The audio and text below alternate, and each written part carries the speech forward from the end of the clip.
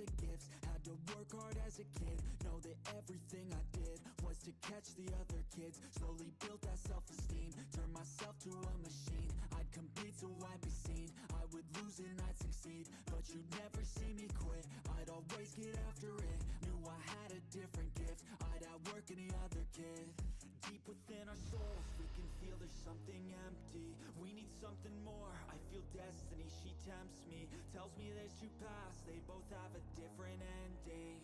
Choose wise and you'll find that pain leads to ascending. Till I'm dead and buried deep within a cemetery, I will fight, never weary, I wanna be legendary.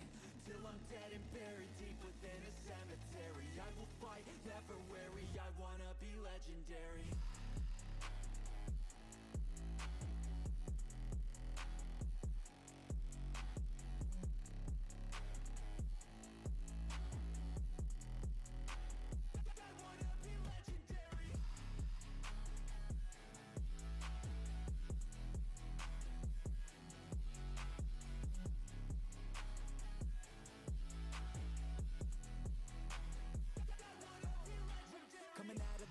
Last place, that's alright, I don't work at a fast pace. I'm a steady horse creeping up straight past it. And once I pass you, no one's getting past me. I've seen people hit walls and they stop there. I don't get that mind, man, it sounds scared. Good things take time, better prepare, cause anything great takes pain as a fair.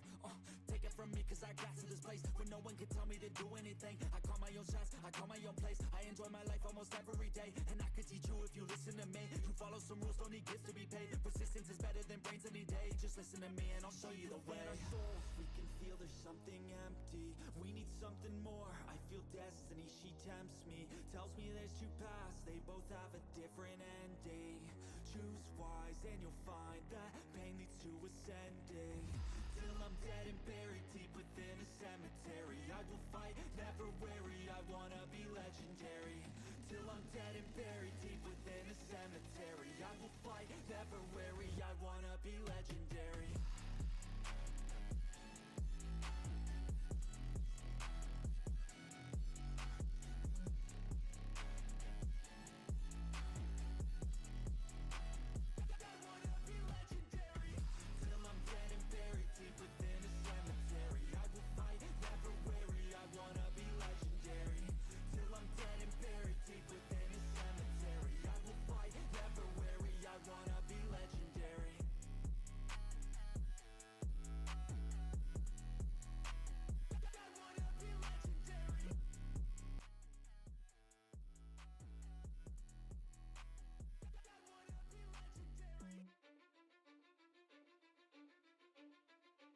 I don't give a fuck what you say. Yeah, I'ma do shit my way. So you can go kick rocks, I'ma stack bricks up, build what I want to make. Yo, I got a lot of shit to say, so I'ma do this every day. I'll be writing things until I'm fucking buried in my grave. 6 feet deep under, but my body won't decay. Cause my messages are timeless, so they'll put them on display. Oh yeah, I rap with a certainty, I have a sense of urgency. A message for eternity, for everyone internally. I had some people burning me, but now they fucking learn to see I ain't the one to fuck with. Now they looking nervously, and I don't really care what you think of me respectfully. You can kick rocks if you think you're fucking better, see. I will outwork you, turn you to an enemy. Hurt you so bad that you're gonna need some therapy. I got the motherfucking recipe. I've been cooking up hits, I'ma leave a legacy. You'll be looking small when you're standing right next to me. I'm 5'10", bitch, but I'm 10 feet next to me. I don't give a fuck what you say. Yeah, I'ma do shit my way. So you can go kick rocks, I'ma stack bricks up, build what I want to make. Cause I don't give a fuck what you say. Yeah, I'ma do shit my way. So you can go kick rocks, I'ma stack bricks up, build what I want to make. Yeah, I'ma do it my way.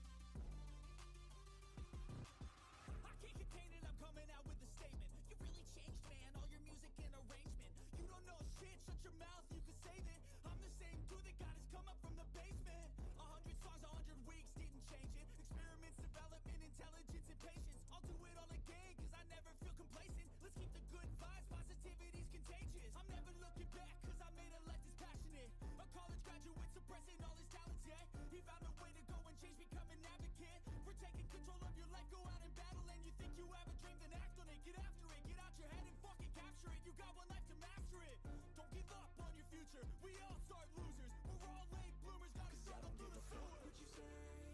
Yeah, I'ma do shit my way. So you can go kick rocks. I'ma stack bricks up, build what I want to make. Cause I don't give a fuck what you say. Yeah, I'ma do shit my way. So you can go kick rocks. I'ma stack bricks up, build what I want to make. Yeah, I'ma do it my way.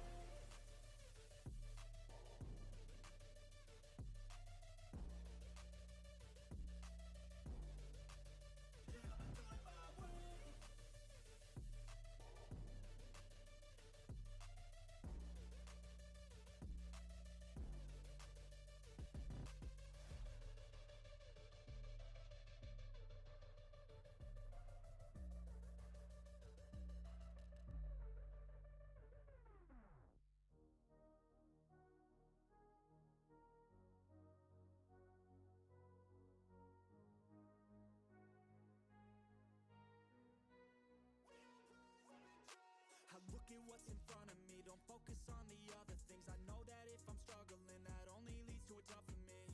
And I need something that could challenge me. Build up all my calluses, push through all their callousness. Becoming reckless, I'm ambitious and I'm restless, yeah. Was an apprentice but possessed a different engine. So I asked a lot of questions and I learned a lot of lessons, yeah. Got different weapons and I worked on my direction, yeah. We gon' hike through the flame, we gon' die with a name. We gon' fight through the pain, we gon' rise up and change. We gon' strive to make gains, we don't hide from the blame. We take pride when we train, we gon' rise up and change. We gon' hike through the flame, we gon' die with a name. We gon' fight. Hi, Everynyan. Can you see me? Can you hear me? You can. I'm good. I'm trying to mess around with this, but I give up. Yeah, we're playing D&D. We're back, of course. We get rid of the music. Can you guys hear it? Yeah, you can hear the table. That's good. We're playing D&D Endless Night Session 2. Aaron will give us a recap of everything that happened so far. I don't give up. Here for Session 1. I figured it out, so I don't give up. And if you haven't watched Session 1 as well, go back and watch. But yeah, we're just getting started, and yeah, I love D&D. And this is my character, Alice, if you don't remember her. I need to make a D&D channel in my Discord to do everything.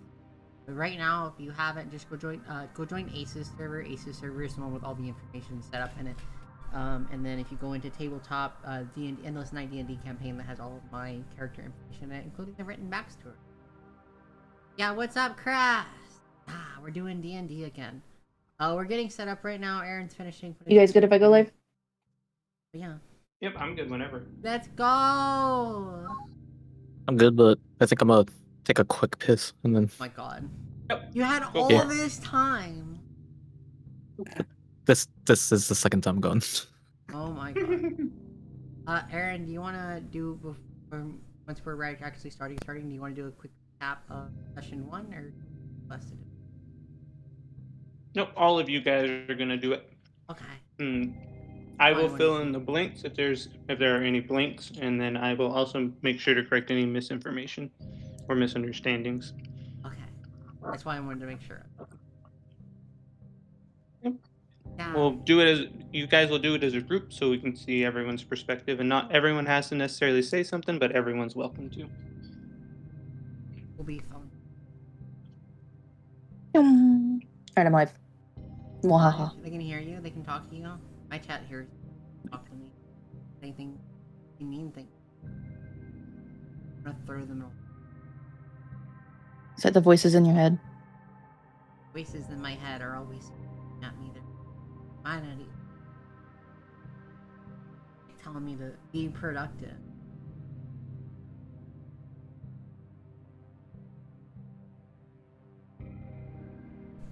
Oh well. Hey, 180 for 50-inch and 4K crystal. That's pretty good. Welcome back. Are you okay, Mimi? You good to go? Roll for damage. Is that what it's called? Yep. Oh my god. She beat the shit out of me as she's asking, is that what it? That what it. I mean, my curiosity is, I do things before I ask questions. It's just how it works. I see you talking, Mimi. Are you ready to go? I know they're kind of talking kind of loud. Sorry, we're obnoxious. Yeah. We're obnoxious is crazy. I was getting the shit beat out of me. I know, you're being too loud while that was happening. I'm sorry if I ask to like repeat something at any point, because I'm kind of like not feeling all that great, so just in Hey, advance. never say sorry for asking. That's what we're here for. That's what I'm here for. Alice, you look different. Always ask. What's wrong with Alice? That's not Alice. Oh no, that's not Alice. Is that Alice? That's also not Alice. This is Alice. Okay, once they get this figured out, I'm not sure what's going on. We will. Eve is being lewd on my non-lewd stream. Your lies, slander. I'm sure Kiki's in chat. If Kiki's in chat, you can't call it not lewd. Actually, I haven't seen Kiki actually. Uh-oh. Hold on. Someone yell at Kiki. Chris, you got your 3 stream streak back. Too bad you broke it when you were at 35. 30? All right. So I think we're good to get started here. So why don't you guys, Connor? Why don't you guys give us all a recap? You can tell us a recap as your character would, or just in general, and I will correct any issues and apply any missing knowledge. But go ahead and give everyone your update or your recap. Just want to start, and then each of us swap. Or do we? Okay, I'll start. Or I'll start, or unless Amanda wants to. Lily too wants to start. Doesn't matter. Okay. So as soon as we started, the 3 now former members of the Relic, me, Alice, Lily too, and Leo, walked out of the temple that they had gone in the one shot or in the adventure and everything was different. The sky was dark. All of the green vegetation was gone. It was mushrooms, and everything was different. The area, the environment was different, and trying to find answers to happening. They noticed a broken down building a little ways away, and inside there seemed to be light coming from a fire, and they proceeded to that broken down building, and that's where they found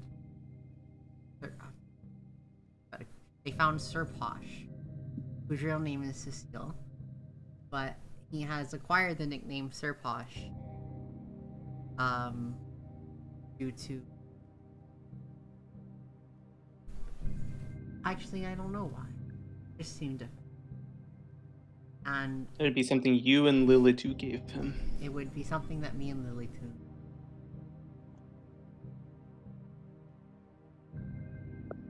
And from there, that's when we were attacked by a group of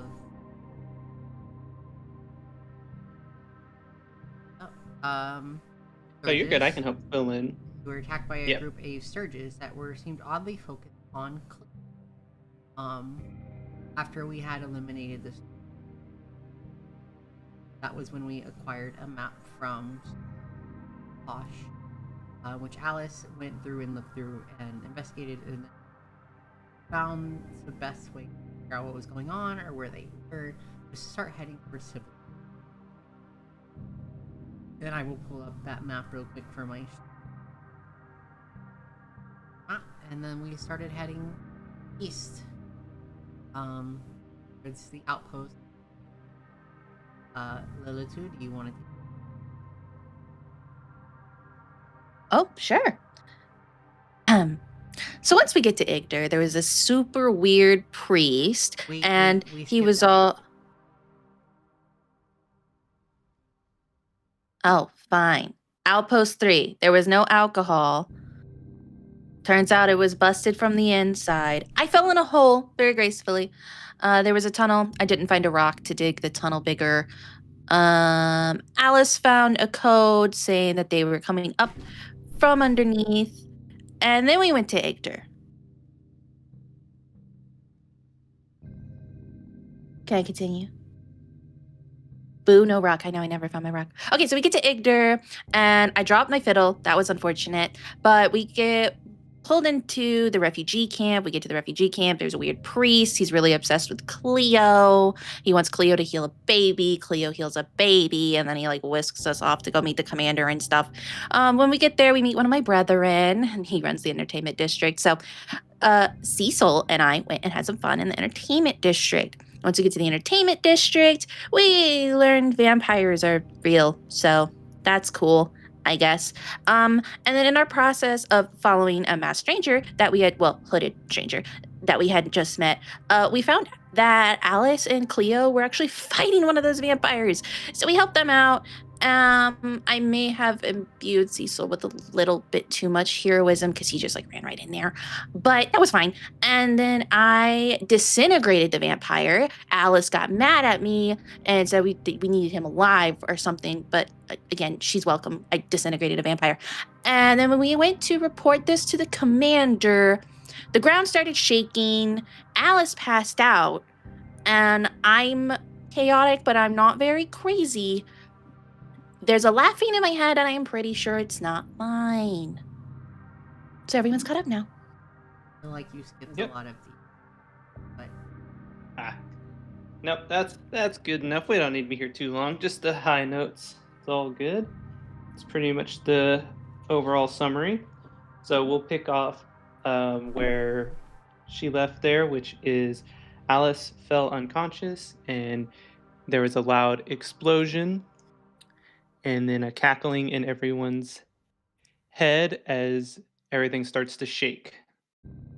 So, as this is happening, Alice, you are unaware because you are unconscious. While you are unconscious, you have a dreamlike experience where you glimpse the cover of a book, and it is very... I'm trying to think of the correct word. It is very evil looking. And you get a quick glimpse of it. You're not quite sure what it is. You've never seen it before. And it's gone as quick as it's there. And you wake up to everyone looking around confused. And you hear the commander say, "Someone go get the sending stone and warn the city." And this is where we are going to start our story. What do you guys do? Do I have any DM more question. details besides that, or just evil? Because I'm quite evil. It was a dreamlike state, and so you kind of just saw glimpses of it, kind of almost like looking through someone else's eyes. So it was just a brief, quick... I was trying to find a term to describe it without giving too much detail, so we're just going to stick with the generic evil because I'm bad at adjectives, apparently. So I mean, looking through someone else's eyes definitely more detail or helpful. Yeah. Would any of our characters know what a sending stone is? I want to make sure I don't metagame. Probably. I would say nothing. I would say actually there's a high possibility you all do. Cecil comes from money, so I'm sure if they don't have one, they have heard of them, and their goal would be to get one to be contacted, to contact civilization pretty well. And then you three would definitely know what they are from the reliquaries. Okay. So I just kind of go, ooh, sending stone. That's fancy.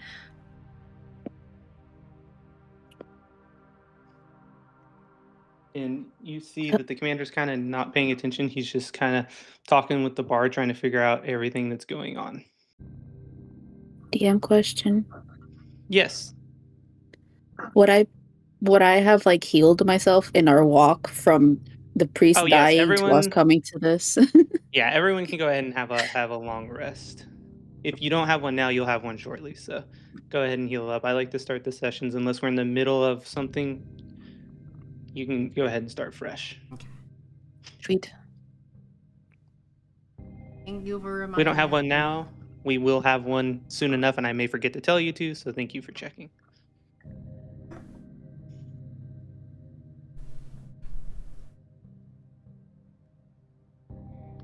All right. I want to walk up to the commander.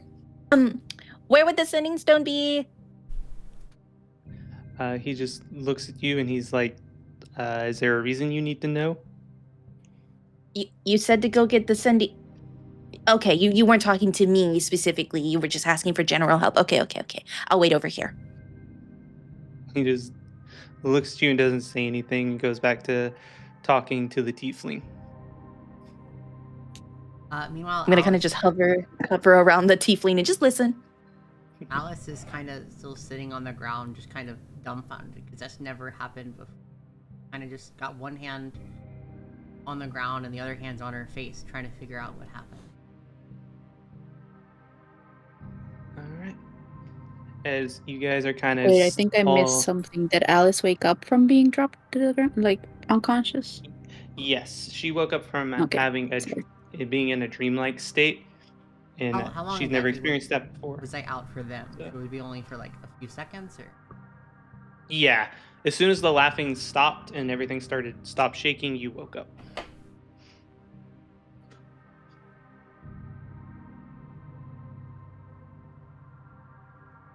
So, as you guys are sitting there processing, a young-looking... Oh, sorry? I was also going to say, Cecil! Cecil, did you hear that laughing too? Blasted pedants. Why are you so loud? As he, like, rubs his temples. He's because he's coming over the giant-ass hangover from the one laugh ringing in his ears still to everyone just talking around him. He's just like, oh, I'm so nauseous. Oh. I mean, that's enough water to... And then just like, yeah. As he like slowly sips on his wire skin. As this is happening, a young-looking soldier runs in a private and he says, oh, I see Mimi appeared offline. Okay, she's back online. Just wanted to make sure she's there. And he runs in and he has a panicked look on his face and he says, sir, no one's at the sending stone on the other side.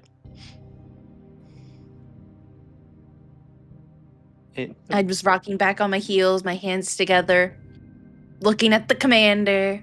After about, from the moment when Alice wakes up, after about a minute, that's when she's up. I don't know how much time has passed. About a minute's okay. That's perfectly fine. Alice is going to quickly get up and then kind of get a glimpse of what's going on around her, which I'm assuming will be the sword running in. And then she's going to quickly just speak loud enough for the commander to hear her. The priest was a vampire. And he's going to be like, so when you collapsed, they were in the process of telling him everything. So he has caught up and he just says... As soon as we walked in, I knew that's when I threw the ring to him, and then the laughter started. And I passed out. I didn't know how much So he's going to just be like, yes, thank you. Are you okay? That is a good question. Well, just... Go ahead.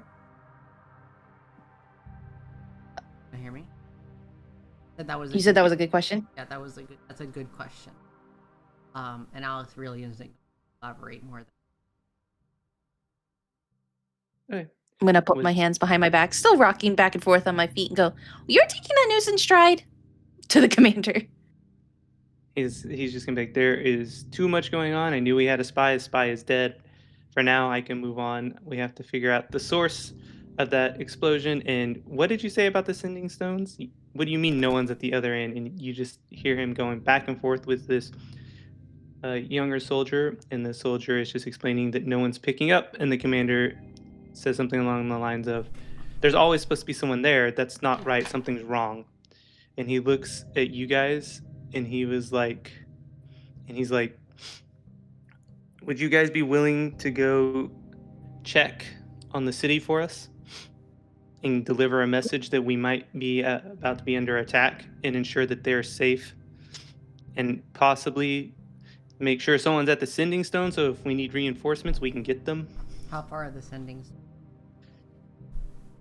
The sending stones are all the way at the coast to the city, which is, I had this written down. That's you can assume it's a 2 to actually I'm gonna go a little bit more. I'm gonna say it's about a 3 to 5 day voyage down the river, depending on winds and stuff. Oh, we're taking a boat? That's the fastest way there, is Okay. what he says. That's fine. I didn't know if we were going by ship or by foot. If we were going by foot, I was gonna ask for horses. But that's fine. We're taking it. I'm gonna run over to Cecil and clap my hand on his back because I'm assuming he's still doubled over, so he's at my height. And actually, you're At still that point, taller than me. Cecil barfs. I'm gonna jump and slap him on the back and go, and as he's about to barf and go, I hope you have your seat. Legs. I forgot to switch this, but yeah. Before we leave, I'm gonna make sure to ask because is it just us going, or is he sending somebody in with? No, he's just sending you guys because he can't afford to spare the men. Okay. He's worried I'm gonna about ask for an attack. a written note from him to explain why we're there. Oh yeah, A, sacrifices. as well as I want to know a contingency if we get there and there's no one there. He said, well, then you should probably find out what happened, and if the city's lost, you need to get back here as fast as possible, because this is one of the last safe places, assuming we haven't been overrun by then. And I was gonna say understood, and then write that down in her journal as well. Yeah, he's gonna I'm just- send you on the next ship the next morning, because that's the earliest it can get in. That's the next shipment arrival, so you guys can all have your full rest, like we mentioned, and you have time to get your scroll, and you board the ship, and you head to the city of Nubata, the last bastion. So it is a coastal city. It's not as big as this, but this kind of gives you the idea. This is just setting the mood. So when you arrive at a small dock on the river, and then you kind of have to walk to the city gates. You provide your documents to the guards, and they let you in, and they send you straight to the local guard kind of commander. Nubata. Can you spell it, please? It's up at the top. Nubada. It's up at Oh the my top god, I'm of the- dumb. I'm dumb.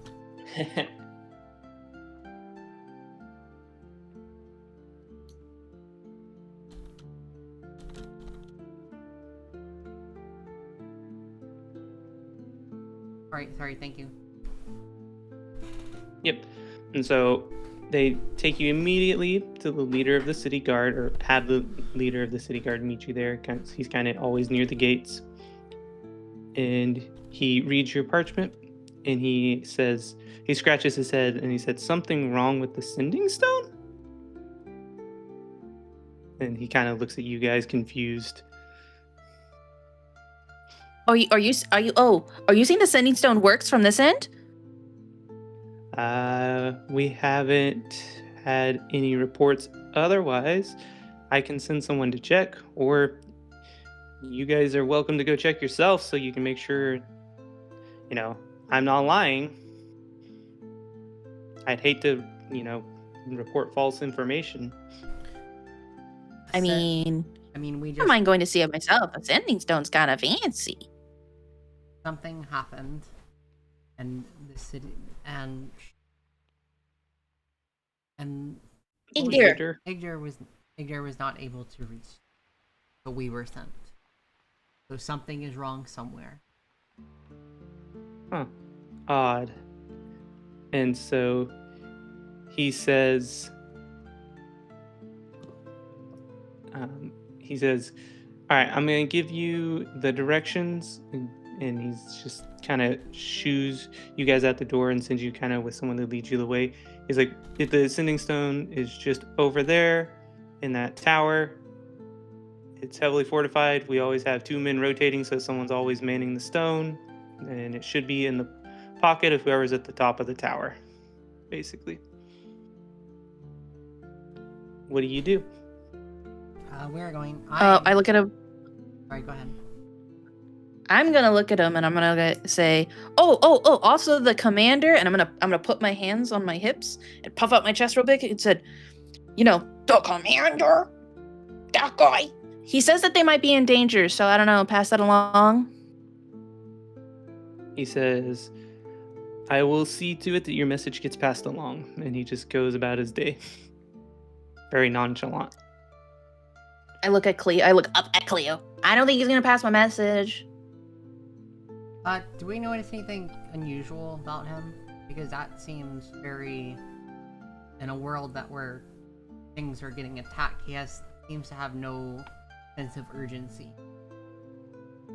Nope, nothing odd that you can detect. How's the city look? Like a normal freaking city? Yeah, so the city, from what you can see, you're just kind of at the little outpost. You can kind of think of the entry point, so you haven't seen the full city yet. You've got to go a little bit further. All you can see right now are some narrow streets, some guard towers, and that's about it right now.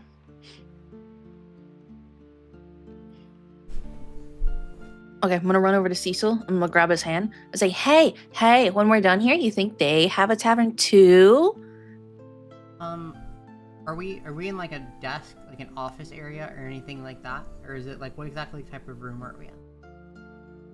So he basically walked you out the door and just wanted to go handle whatever business he was focused on. So you were actually standing outside a small command room, essentially. And there is a soldier waiting to lead you to the tower that is supposed to have the sending stone.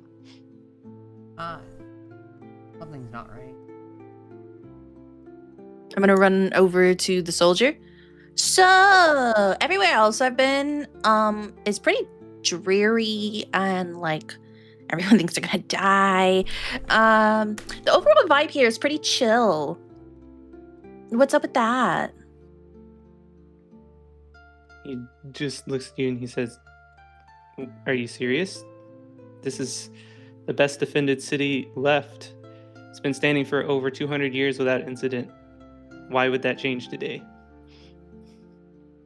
Oh, so everyone's like real confident that they're safe in here. Should we have reason to doubt that? Because there's less cities getting attacked everywhere because they're already gone. Soon it'll only be your city left getting attacked. And he says, "Are you sure?" Why do you think we're here? I don't know. Why are you here? Sending stone. I really do want to kind of see that fancy thing. I'm not gonna lie to you. I'm just Follow me. start going to the city. Being unsuspicious at all, just goes like, it was only a refugee town anyways. They probably don't know how to use the sending stone. That's why it never reached over here. You just hear the soldier chuckle. And as you go to the tower, everything looks fine. It's properly manned. You go up the stairs, and there's a soldier sitting at the top where he's supposed to be, and just reading a book, chilling. And what do you do? I run up to him. I hear you have the sending stone. He just looks at you over his book, and he's like, "You're interrupting a good story. What do you want?" I'm gonna go up. To see the sending stone. He says, "Why should I give it to you?" Alice, you have the note. Alice has a note I'm saying already we can see walking it. up to him, and I'm going to hold the note over his book where he is reading. Let him read it. Hey, he looks at it. He takes the stone out of his pocket, and he slowly holds it out. And he says, "I won't let you take full possession, but you can touch it and inspect it as long as it remains in my possession." I am going to grab it. And do I notice anything just by looking at it? Something's wrong with it? You notice that it has no magical properties. I'm gonna look at Lily too and just tell her there's no magic on this. No, it's a regular stone. I'm gonna look at the warrior and go, when's the last you guys have talked to? And then again, hands on hips, chest puffed out. The commander. He just looks at you and he just says, 2 days ago? 2 days ago. Okay. Can I hang on. I have to do this in my head. I have to add the days you guys traveled. So it's gonna account to the day before you guys killed the vampire. So what is that? Let's just say 6 days, 7 days. Okay. I'm going to. Can I investigate it to see if it's been like harmed in any way? To see if it is still the same stone, or if it's been swapped. You can roll a perception check. I can just use identify on it. As far as you can tell, it's a magical stone that's it's just a regular stone. It doesn't look any different from anything you've ever seen, and it looks like someone just picked up a stone. I'm gonna look at the guard that brought us here and tell him we need the guard rotation list. Who had the sending stone 5 days ago? He's just gonna say that would be me. You're the list, or you're the only guard? There's only 2 of us to rotate, and I was the one that had it a week ago. What did you do with it when you had it? I do what I always do. I stand here and wait, and I swap it, hand it to the other guard that I know, and I leave. I'm going to walk up to him and tell him this is not a sending stone, this is irregular. You have lost the sending stone. You're going to see him look at the stone, scratch his head, and then go, well, fuck. That explains why I haven't heard shit. I'm gonna look at the rest of the party. I'm just sigh. And under my breath, I'm gonna mutter, this city is doomed. Sorry, I'm just picturing Alice doing that. I'm gonna go, who's the other guard, by chance? He's gonna say, now I'm gonna think of the correct way to phrase this.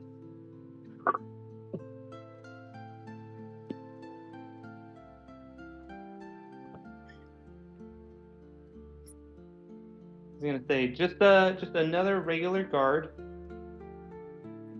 He is on a very short list. There's only 5 of us that can touch the stone, and we do rotations of 2 every 2 weeks. So we work in pairs.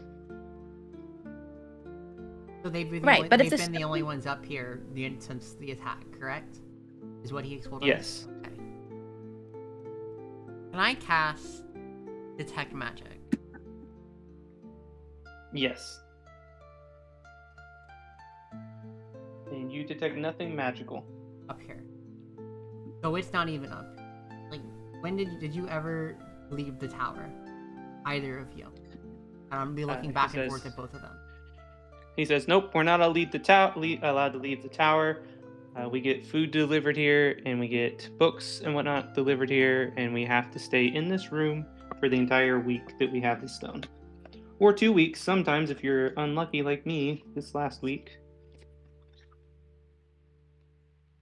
Okay, so Lilitu has costume clothes. So you guys are just going to see her, like, rummaging around for a second in her pack. And then she's going to pull out some fake glasses and a pipe. She's going to go, okay. So this is what it looks like. These are our options. Either, puts the pipe in her mouth, chews a little bit, puts her fingers together. Either we have a situation where the rock got replaced. God, it's so hard to talk with this thing in my mouth. Where the rock got replaced, or the rock lost its magical properties and it's the same rock. So we need to deduce which it was. If it got replaced, who replaced it? And if it lost its magical properties, how did it do that? And the soldier just says, oh, look at me. Rock hasn't left my hand for 2 weeks. So if it lost its magic shit, you can go talk to the wizards at the fancy college. This rock never had magical property. Wait. So who? Okay. So how did they contact the commander 6 days ago if if he's had it in his hand for 2 weeks? It means they're either lying or they. Does it look like he's lying at all? Or do I need to roll a check? You can roll an insight check. Oh my god.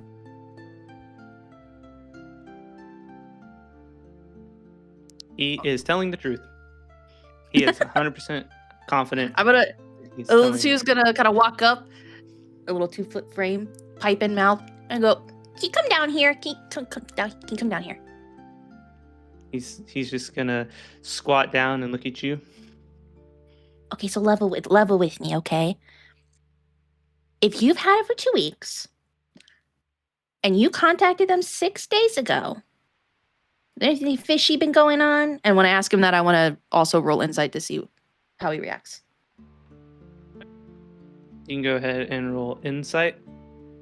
And he's just going to be like, no, nothing that I'm aware of.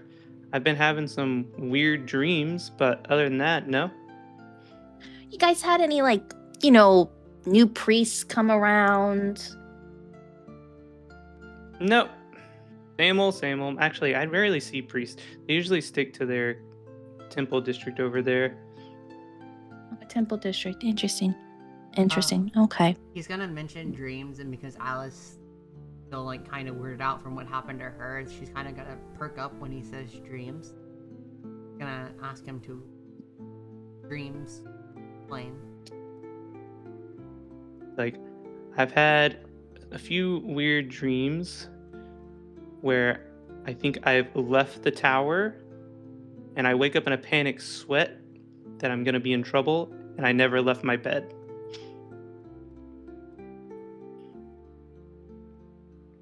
In trouble how?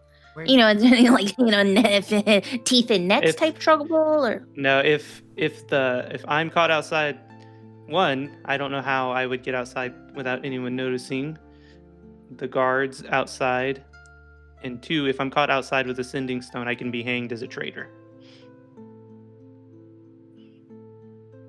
All right, Lilitu's gonna throw her pipe up. Another theory. Is it somehow possible, Alice, using magic to puppeteer someone, or can vampire... They're not called thralls anymore. What did the one guy call them, Cecil? Do you remember? Familiars. It doesn't. They're not called thralls anymore.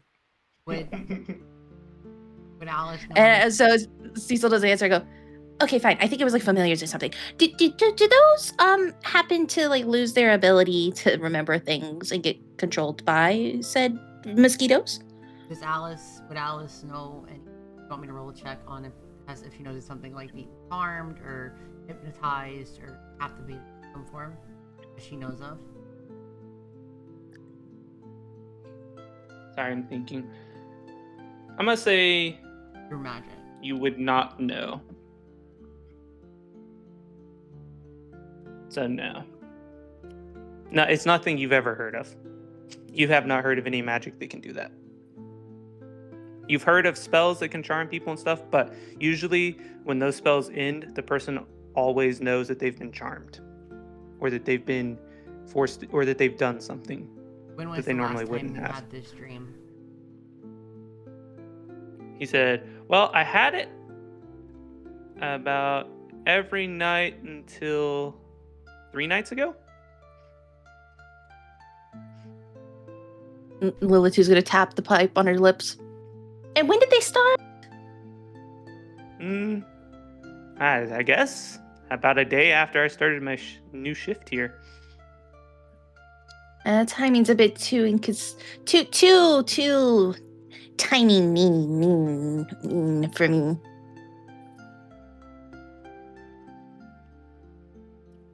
Where did you go during these? When you left the tower, do you remember where you went? Other than just outside? He said, no, that's the weirdest part about the dreams. I just dream that I walk out the gate, and then I just turn around and walk back in. Were there, when we walked out, when we were walking up, were there stones outside the gate there? Or was it all just... You can safely assume there's definitely stones outside the gate.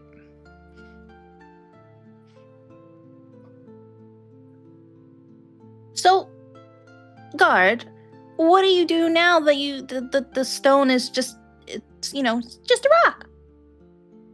He goes, well, I would appreciate one of two things, because I would prefer not to be hanged. I do like living, and I really need to finish my book at least, so could you at least buy me time that I can finish my book before I get hanged, or preferably find the stone?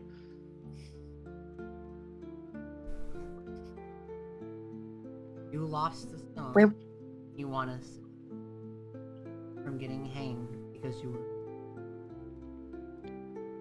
He said, if a stone never left my side, if you call that incompetence, and then I guess I'll die knowing I did my duty. Other than the stone I'm didn't gonna- leave your side because... He's like, I don't have any magical powers. I wouldn't know any different. Somebody that would, well. Alright, I'm gonna start going down the tower because it's obviously not in the tower. I'm gonna look over my glasses at the guard and go, where do we start looking for the stone? He's just gonna look at you and go back to reading his book.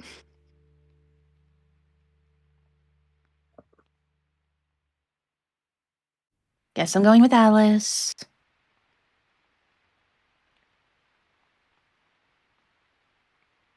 So what are you guys doing now? Alice is going to have a visibly aggravated look because he is quite bewildered at all the competence going on with the guards, and the fact because she even did an insight check, even though she failed it, she could tell they were telling the truth. So they clearly just not. They don't know what they're doing, and with how bad the state of the world is, and to have so little bit concerning, especially because now it's affecting her. We're trying to figure out what's going on. So you guys are kind of following walking Alice. around. Are you guys kind of just walking around the little gate entrance area where the guards are and stuff? That's kind of where Alice is heading to, because that was where he last remembered. I still have detect. Do I still have detect magic on, or how? I think it's either a minute or 10 minutes or an hour. It's one of those three. I remember. I think it's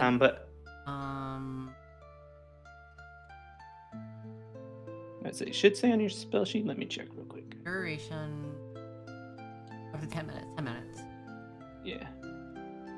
So, during that conversation, I'd say you may have like a couple of minutes left. I just see the random Cecil I row. did not mean to put that. I was trying to read stuff. All good. He's like, I'm just gonna do something with my tactical mind while we're walking. I'm gonna head out to the entrance and see if I detect any magic there. Maybe whatever was going on with them, he dropped the stone somewhere. Hey, as you're walking, you got it, Cleo. You hear a whisper that says, "Hey, you, Khajiit." Sorry, it's Tabaxi. Oh my god. I got my Skyrim lore mixed You up with said my D&D Khajiit, I lore. was like, wait a minute, that's Yeah. not the right game. Same brain. I got a bad brain sometimes, you know. But so what do you do, Cleo?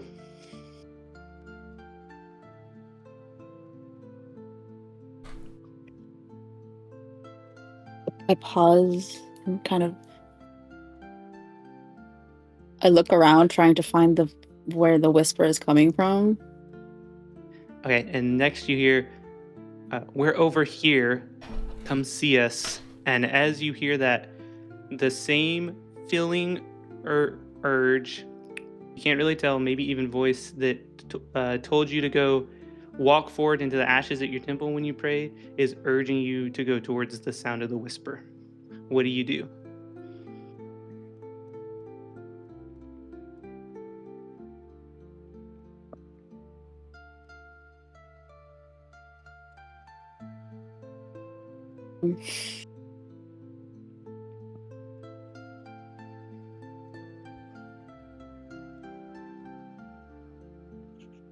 I guess I would first just kind of check what the others are doing, and just seeing as they're likely occupied looking for any type of magic or stone or something. Okay. I would quietly walk away from the group. So you're towards, gonna quietly walk. Sorry, go ahead. I interrupted you. Towards this, where this feeling is pulling me. Okay. So as you do that, you see kind of in the shadows, close to the wall, in between a wall and a building, is a hooded figure. And as you get closer, you can see that they are a dwarf. And they are covered in what looks like ash. And as you walk up, he says, "We were told that you might have the answers."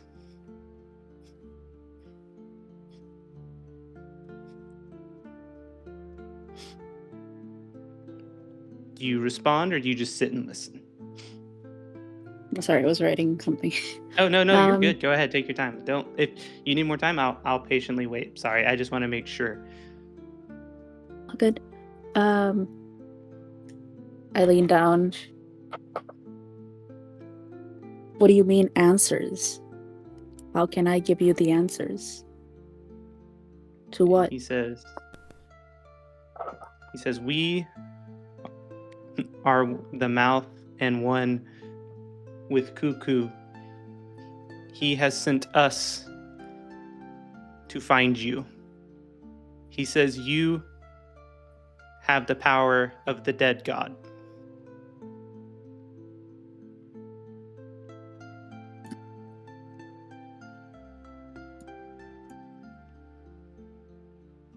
Dead god. Utu. Your god is Utu. No, I know.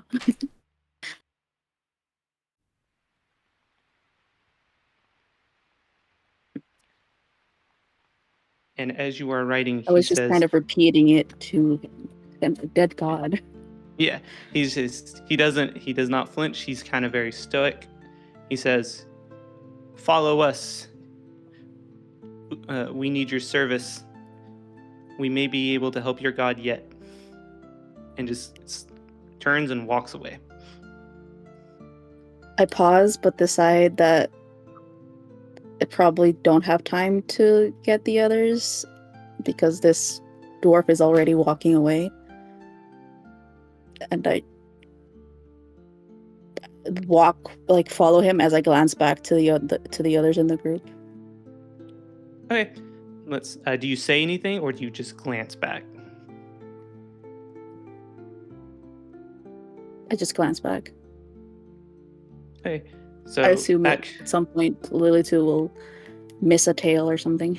I was just about to say, I feel like Lilith would be like, where's Kitty? Where's Cleo? Yeah, I think Lilith would have clocked it pretty quick. So I would say Lilith was probably, knowing Lilith, watching quietly, trying to hear. Quietly is so nice of you. It's your character. You tell me what Lilith would do in the situation. I'd probably, like I just said, I'd probably look around and be like, wait a second, where's Cleo? Where's the kitty? Where's the cat? And start looking around for her. As you're looking around, you get a glimpse of her tail as she is walking in between the wall and the building. So my headcanon is that I was bugging the shit out of Cecil. Or talking, depending on who you're asking, whatever. So Cecil would also see me like start walking away just mid-conversation. Yep, that's perfectly fine. And hear my whole like, where's Cleo? So I'm gonna quietly walk over to where Cleo was and kind of peek around the corner to see what she's doing. She wants to show us privacy. If she's doing something private, I'll give her the privacy. But you see her glance another time over her shoulder and make eye contact with you. And Cleo, it's up to you if you want to give her like a head nod or a shoulder thing to follow, or if you just turn your head back.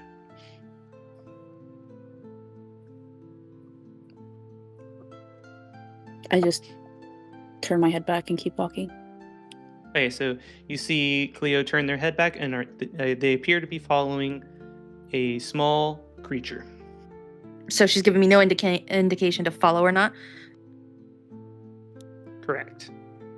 All right, we'll do. I'm gonna pout. Well, that doesn't tell me anything.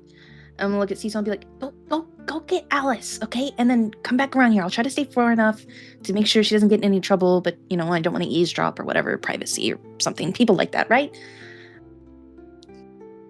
Cecil looks at her and then under his breath just says, "Am I nothing to you people than just someone that fetches others?"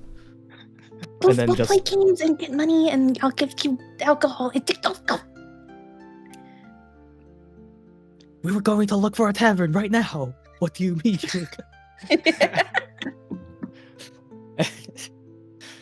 And then he just begrudgingly just turns around, like, gives her like the giant rolling eyes, and he's like, "Oh, fine," and then goes grabs Alice.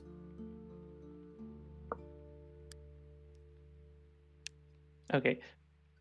Lilitu, right as you're afraid you're about to lose Cleo, the small creature in front of Cleo just stops, and you can't really hear what is being said. Cleo, the dwarf says to you, "We must allow you to bring your friends, but please tell them to hurry."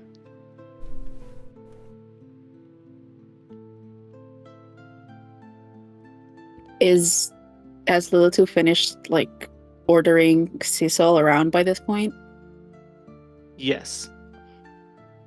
Is she looking back at me now? Yes, she said she was trying to keep an eye on you to make sure she didn't lose sight of you.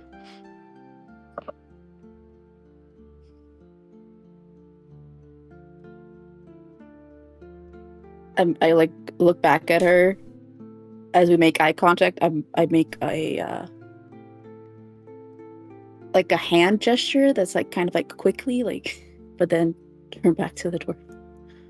Okay, I peek out from around the corner and I'm like, "Oh, goody. Could you guys hurry up?" And I run over to Cleo and I run right up to her and I throw my hands up and I open my hands up like a baby, like pick me up, do that whole like pick me up like a baby thing. And I'm like, "Where did you go?" As I keep going with the pick me up motions.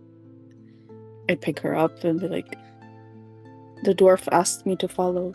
He mentioned Utu." Oh, God stuff. Okay, yeah, that's fine. Lead the way. All right, has everyone caught up?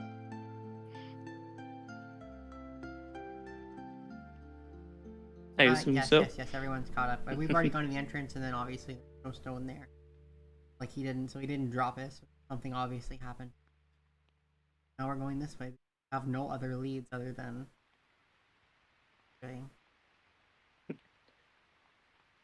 The dwarf turns and he says, "We thank you for hurrying. We must move as a group. You would have got us caught. Please follow and be discreet." And he turns and he is walking from shadow to shadow and trying not to be seen. Do you guys follow? Lilitu, Cleo just kind of follows exactly what he does as a cat could. All right. I assume everyone else is going to kind of follow and tag along for the ride. I'm literally for the ride. Yep. Cecil just remarks, "Damn, that is a very nimble dwarf." And so the dwarf walks you to an abandoned warehouse.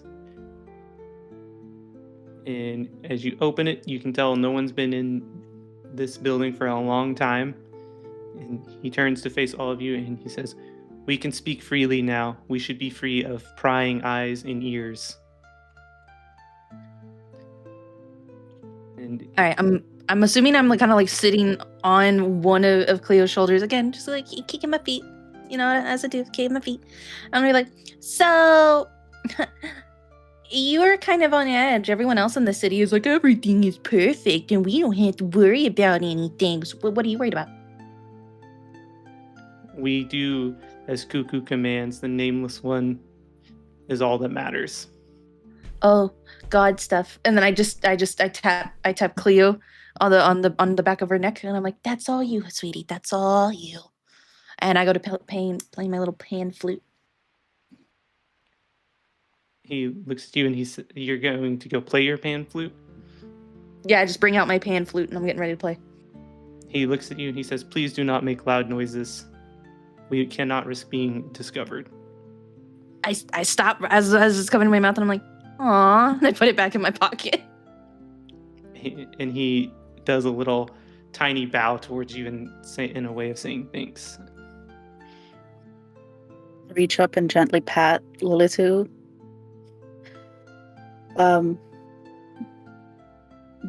Do you call Utu the dead god because the people here feel as Utu has abandoned them? He looks at you and he says, it is one and the same. Utu has abandoned us because Utu is dead. At least that is what Cuckoo tells us.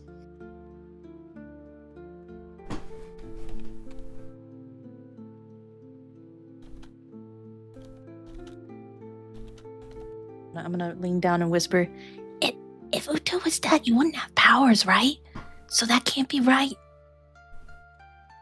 I frown at his words, but then nod at Lilitu's words. But I can channel Utu's power in this world. How could Utu be dead? He looks for a second like he's thinking, and then he says, we must console our god Cuckoo for his reasons. But no, his knowledge is true. If he says the god is dead, the god is dead. If you wish an answer, we can meditate. And if you give us a few minutes and find the answer.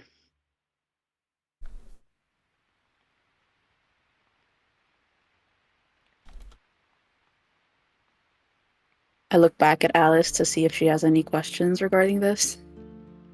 Alice is kind of making notes on it. Alice is like, she knows about the religion stuff, but she kind of isn't super interested into it. Alice has her own thoughts, so she kind of is based off of her conclusions. She didn't talk about the other stuff with why the world the way it is, but Utu being dead does make some sense to Alice, so she's not really gonna question it. And she kind of is just gonna be writing stuff down.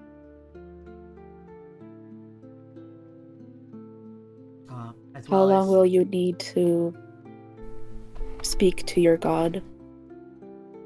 He says, to the we do not know. He says, we do not know. Cuckoo sometimes answers immediately. Cuckoo sometimes takes some time. We do know Cuckoo told us you would be arriving today, that you had powers of the dead god. And we need to tell you to go to the college and talk to a wizard about a book. Something to do with a book. We are unsure. Did Cuckoo give you a name for this wizard? You see him close his eyes for a second, and he kind of like rocks back and forth, almost like in a trance. And he just says, Suin. A green dragon born. Sorry, I couldn't read my last word. I don't know why I struggled on that.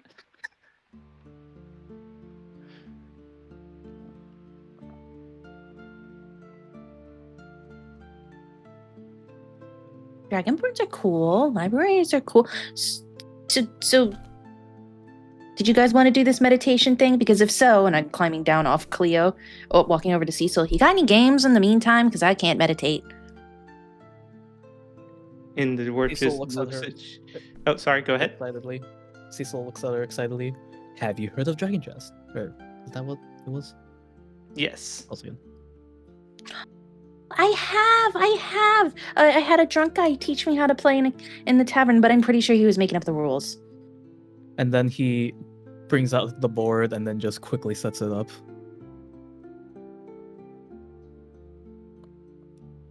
That's it. So we're gonna be playing dragon chess. You guys can continue. That's very in character. Because then Cecil, like, the entire time was playing just hands on his head, just looking very bored and not uninterested at everything that's been going on. I mean, he said they're dwarf children. Do they look like they're gonna give us any more information, or is that really it? The dwarf himself? Yeah. He is standing there, and he is apparently just waiting to see if you have any questions for him. If not, he's just gonna stand there. As far as you know, Yeah. he seems like a very interesting character. He's very hard to read, very stoic. Did he give us his name? He did not, but you also have not asked for it. Alice is gonna say, "What is your name?" He said, "We who serve Cuckoo have no name, as the god has no face."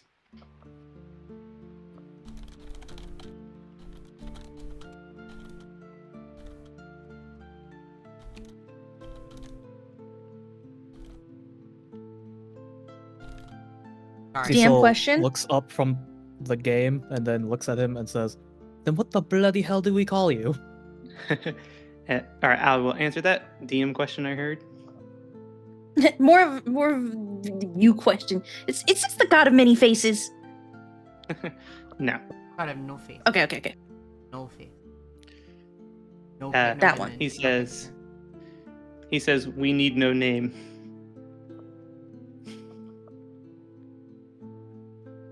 Did your god say why he wants to help us? He just looks at you, still no emotion, and he just says, "Cuckoo wants what all want. We want to restore the balance. Balance has been broken."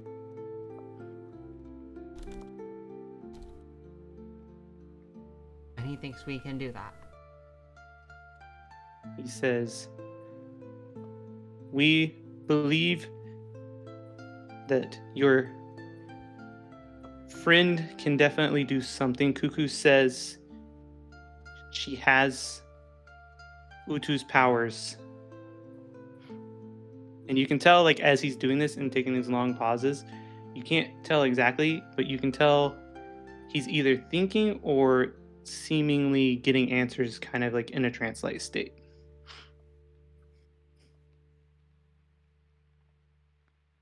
Your god asked you to lead me here. Is it possible for me to speak to your god?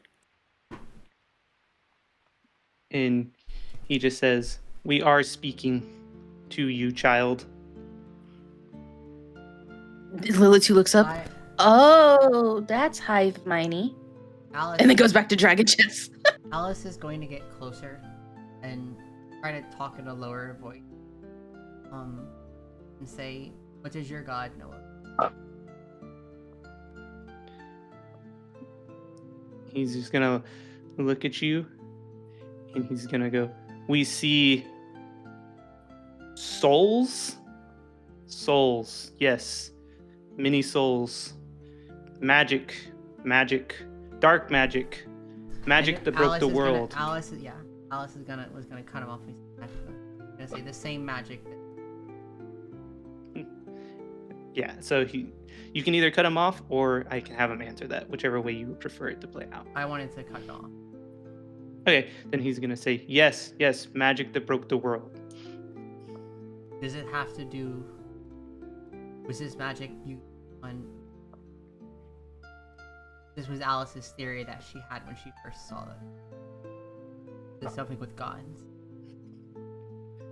He says, "It feels the same. That dark day. We will never forget."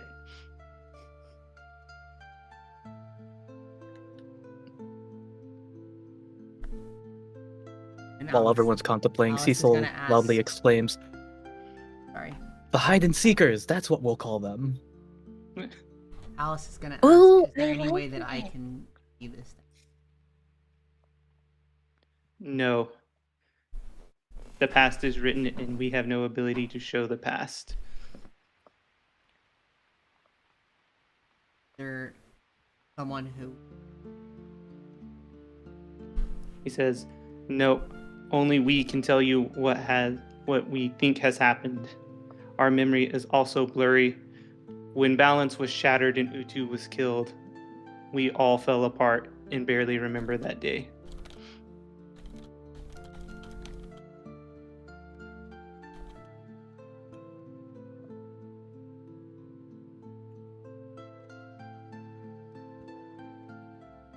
Alice is just gonna go back to her journal and note it down and just kind of say, "So my theory was." And you see the dwarf is kind of still shaking a bit and kind of rocking, and you can see, and he says, "We ask you get the book in hopes we can reverse," and he kind of just passes out. Alice, at this point, Alice knows that he's telling the truth and everything, and so she's going to rush everyone to hurry. Because that basically confirmed her theory, especially because he knew about her. Alright, you're gonna usher them to hurry. Did anyone else want to take any actions, and what are you ushering them to hurry for? This dwarf was by itself, right? Yes. So I would assume that like Cleo would have like grabbed him as he passed out and then gently put him down. Okay, yeah, that is completely fine. Sorry, go ahead.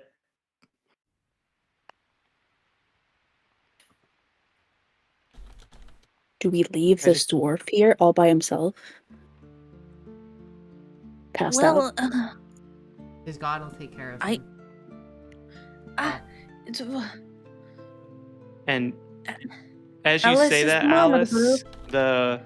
there is a shifting of shadows across kind of what light sources in the building, almost like acknowledging your statement.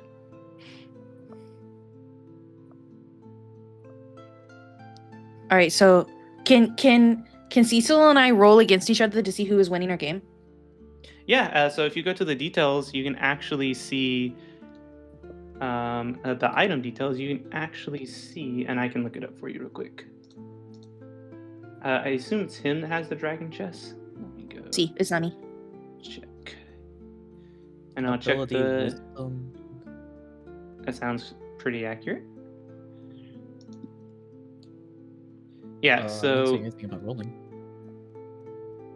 Oh, that DC got cut off. Let me go see what that DC check is. There's a DC check for it real quick. I can find it real quick. It's on D&D Beyond. I guess the copy paste failed there. That was a custom item that doesn't exist. It's new for 5.5D. So it's an intelligence check. It's a versus intelligence check. Unless you're sleight of hand. See you.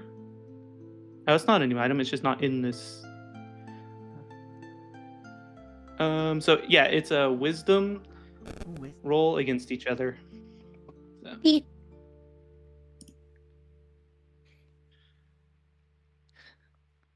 All right, there's Lilith's roll. Oh, looks like Cecil got you. I'm gonna look at the board, look up at Cecil as we're getting rushed out. You want to come on a draw? Cecil wasn't paying attention. He just has his hands on, or his fist on his chin, eyes closed, and just nodding. Yes, yes. Hide and seekers. Yes. Just looking very pleased with himself. Okay, so you guys are leaving. Are you guys going straight to the library? Or are you guys doing anything? What are you guys doing here? Alice is going to the library, but it's up to you guys.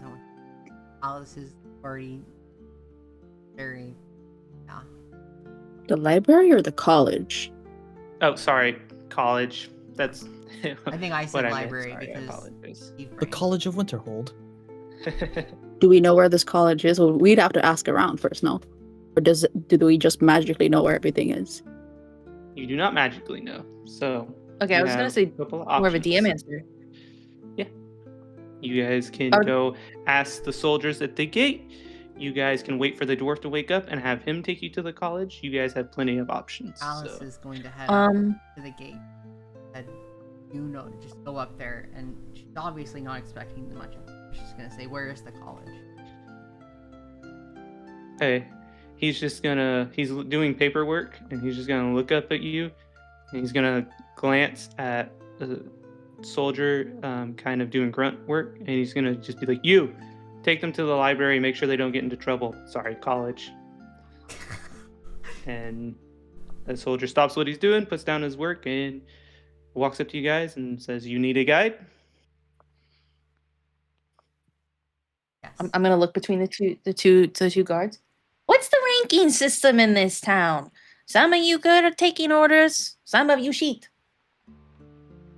He just looks at you, blank face, and he's like, I don't know. I just do my job and go home."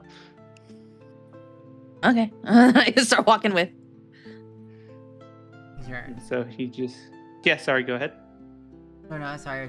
They're administrative. They're not soldiers. Great, that's fine. So, We're gonna. No, go ahead. Yeah, I was just going to continue the story, but. So, anything you want to add before you guys move to the college?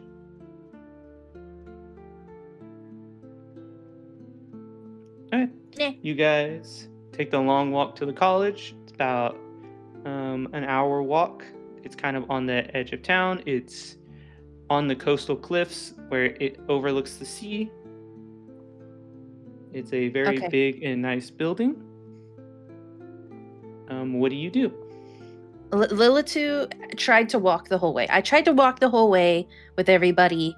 I really did, but my legs are so little. I'm my hands are on my knees. I'm huffing and I'm puffing, and I go, "These guys better have the answer for that sending stone problem too, because I am not made to walk across all this distance."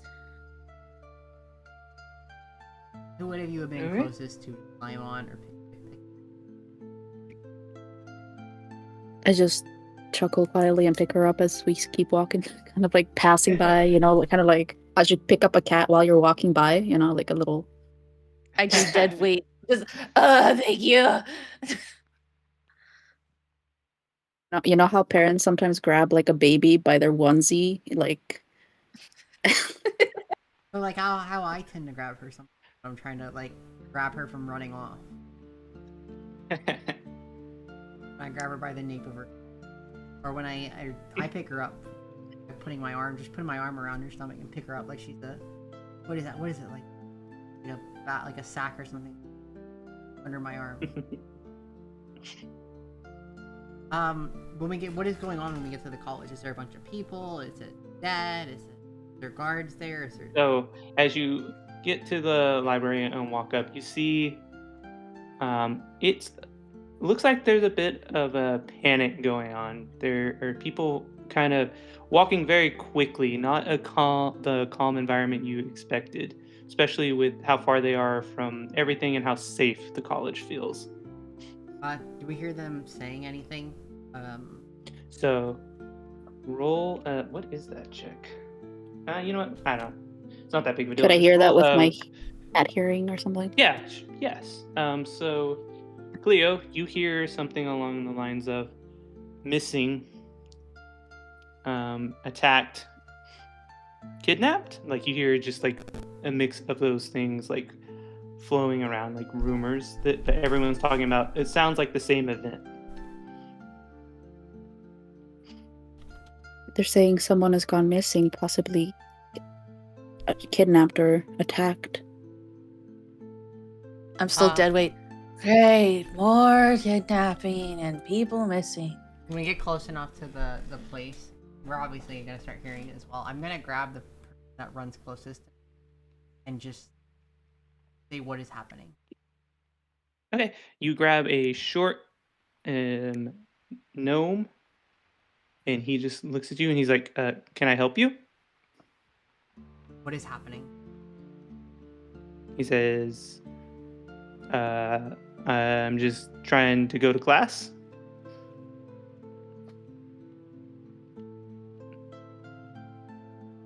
I'm gonna say, where is Swin? Oh, and he's gonna say, "Oh, you mean what everyone's talking about? I see.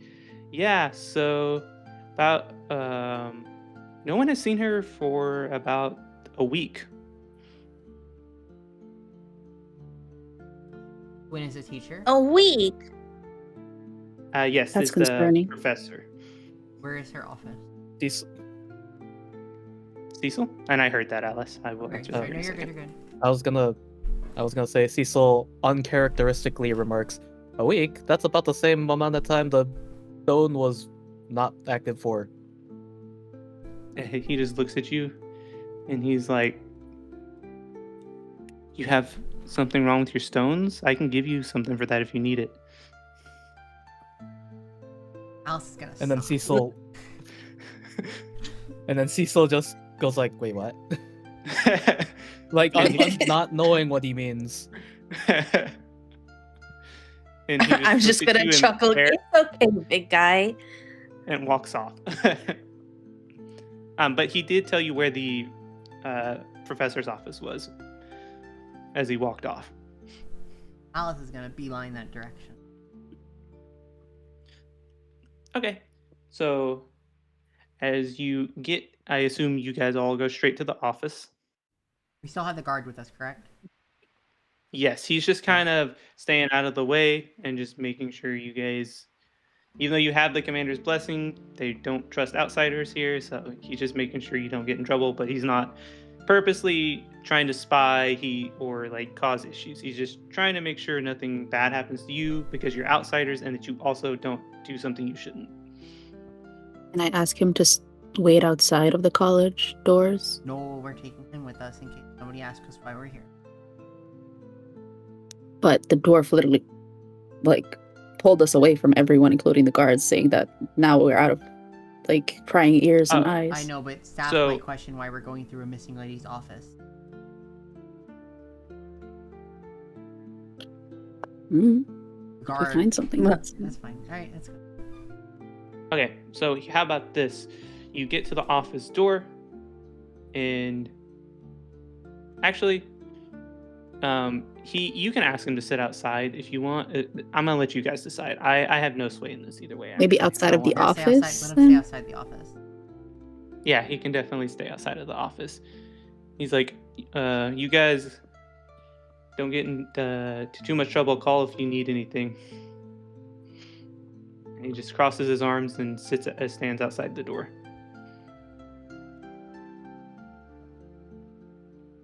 Alright. I want to investigate for anything that looks like the stone. I want to cast Okay. detect magic as soon as I get in the room. Okay. So the room is pretty kind of simple, but it's also kind of crazy. So there's a desk in the middle of the room. There's a bookshelf with a bunch of random books and bunch of journals and random papers. The desk is a mess, kind of with papers here and there, some books open, some bookmarked. So it looks like someone was definitely doing a lot of heavy research here. And as you walk in with Detect Magic, you kind of see what you expect. Just, quality of life magic things, that wizards typically do. Nothing that would stand out. Nothing like a divination, nothing like a sending stone or anything of that nature. It seems Grimoire. pretty calm and quaint. Alice wants to go to the desk And- and just look over what she. And Lilith, you want to check for a stone? Yeah, is that to say? I'm gonna dig in my bag. I'm gonna put the monocles back on from earlier, but this time instead of the pipe, I'm gonna take out a magnifying glass. And you do not find any evidence of a stone anywhere in the room. All right. So, Alice, is there anything you're looking for in particular on the desk? Just What like she was what she was researching. looking at? Okay, so you see a bunch of seemingly unrelated research. But you do see kind of the most recent thing on top, and it just says something about tracking with a question mark, and then next to it, underlined 3 times, is the word book with a question mark.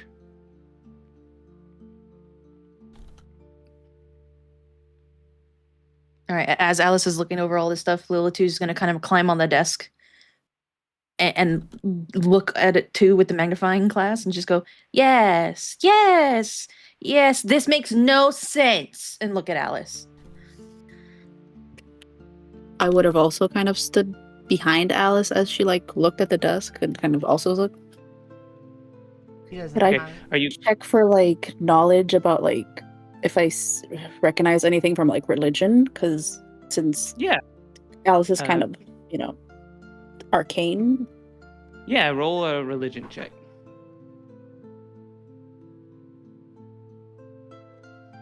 Okay, so you catch a glimpse of the word the radiant, which you know is the epithet for your god, and you see killed with a question mark, and then you see the word book circled and a line drawn to it, and you're like, and another question, spell.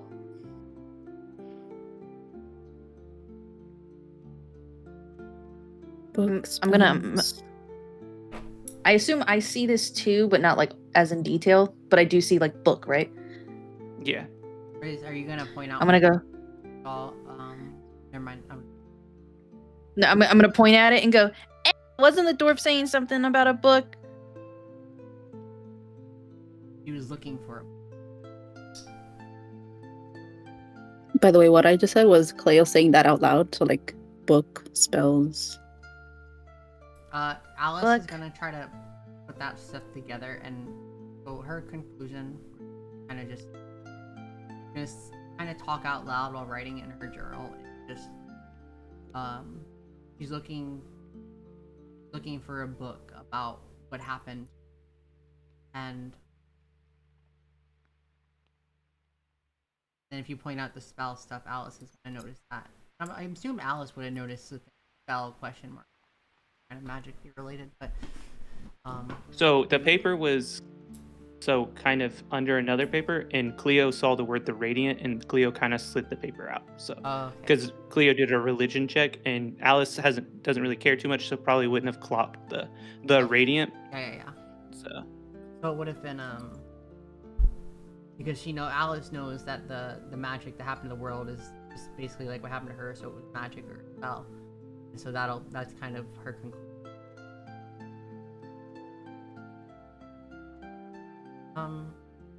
Okay, I want to do. I know that this Dragonborn is missing.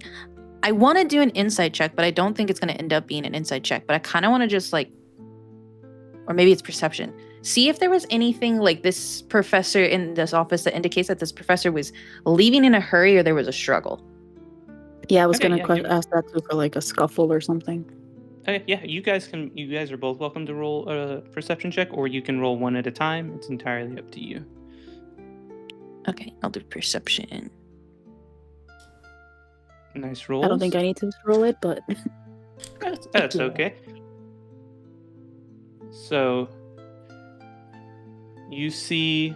So you're looking around the room, or are you kind of looking at the desk in particular? Or are you kind of looking at in everything? general, kind of? Yeah. In general? So the whole room, kind of around. So you see what looks like the drawers in the desk were not properly closed back. Looks like some papers were crunched, which kind of goes against how a bunch of the stuff is stored. And taking a second look at the desk, it looks like the papers were probably not supposed to be this chaotic. It looks like someone just put a bunch of papers and spread them out and just tried to make it look passable. And you don't see any signs of a struggle, but you definitely see signs that someone was in here going through papers and potentially the desk. And I look through the desk and then look at Alice and go, hey, can you see if there's anything like, keep going through all this stuff on the desk. Is there anything like under all these papers? Can Alice roll it?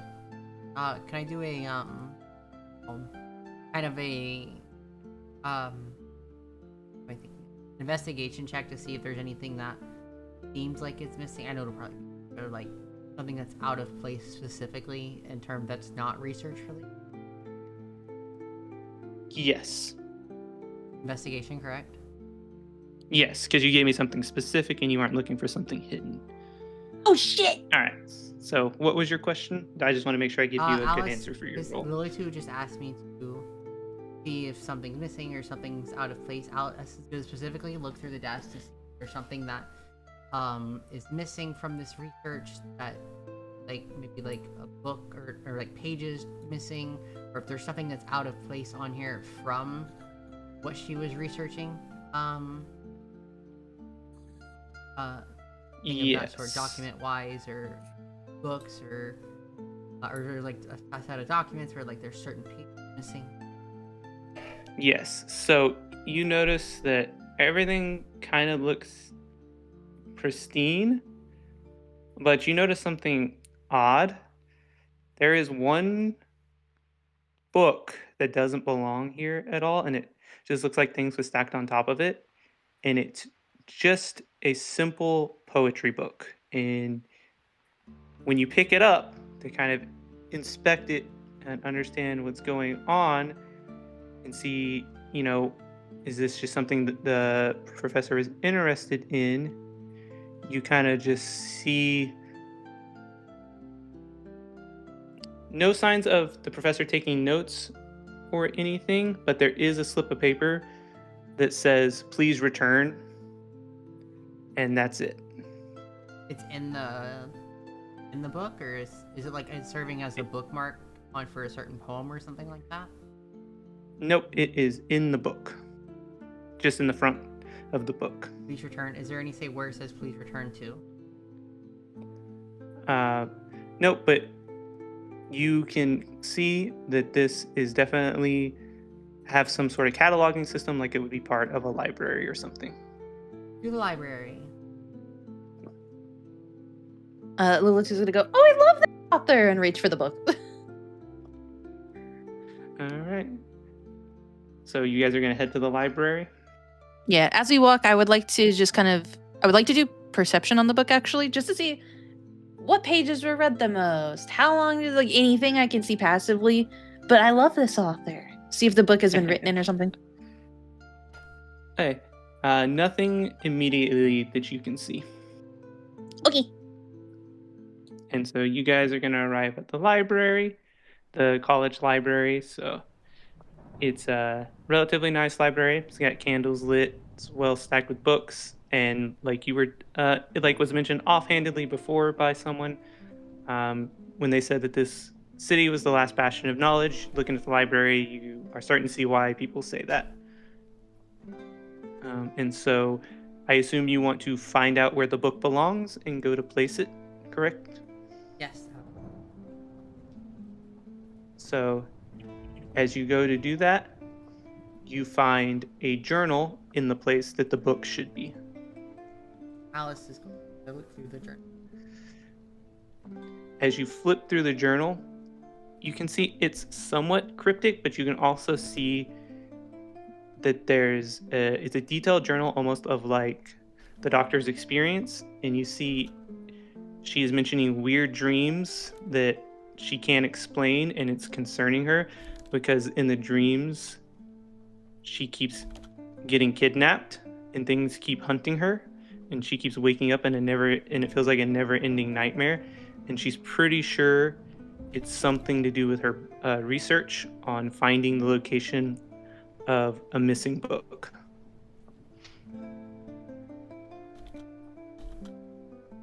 Slide the poetry book back where it belongs. Tap it a couple times on its spine.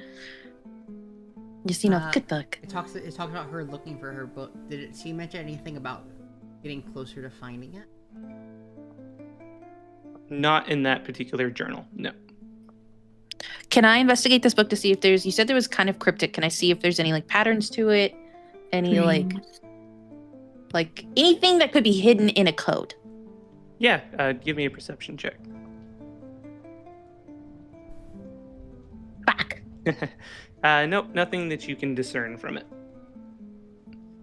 I'm going to check as well for anything about it, because we're trying to figure out anything about this book or where her next step might have been. I just want to see where she would have went from.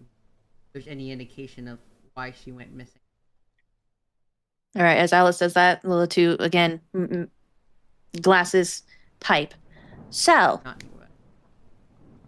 we have a missing professor, and she either got kidnapped, like in her dreams. Why don't we have Ben Green around here? Or she left. And God, it's so hard to talk with this pipe in my mouth.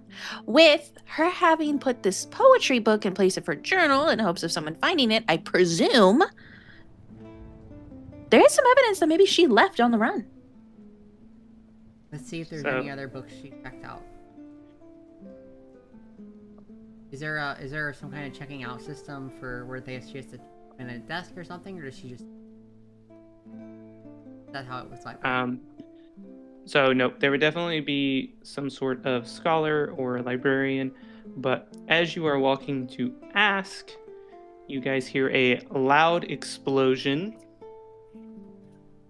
somewhere in the city. What do you do? Haven't found the stone. We don't know where the book is. Where's the professor? Always something in this town. New town. I was gonna check the journal for religious stuff again, but Go ahead. You can check first. You can have it. They can have it. And Alice is going to start working her way outside to look. Does this overlook the city? She wants to see where the. I mean, I was gonna do this before the explosion, but that's fine. It's okay. It can all play the same. So as you're flipping through the book, Cleo, reading before the explosion happens, you notice more kind of similar to what the dwarf was saying. You are noticing similar terms. So you're noticing balance, broken, utu, and kind of fragments scattered throughout the page. Nothing coherent, because it definitely looks like as she was writing this, they were just stream of consciousness, and she might have been slightly losing her mind from possibly lack of sleep or something. But you do pick up some keywords. Fragmented.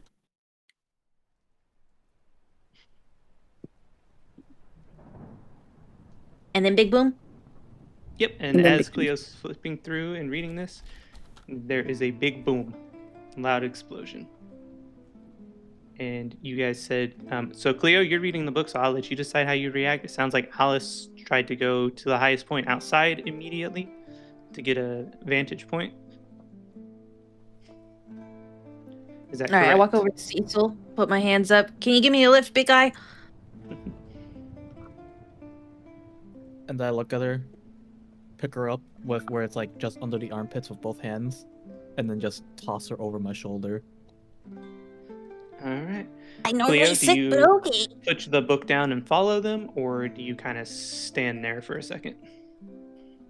I tucked the book into my bag and follow them as I follow them. Okay, sounds good. Because I feel like leaving it behind is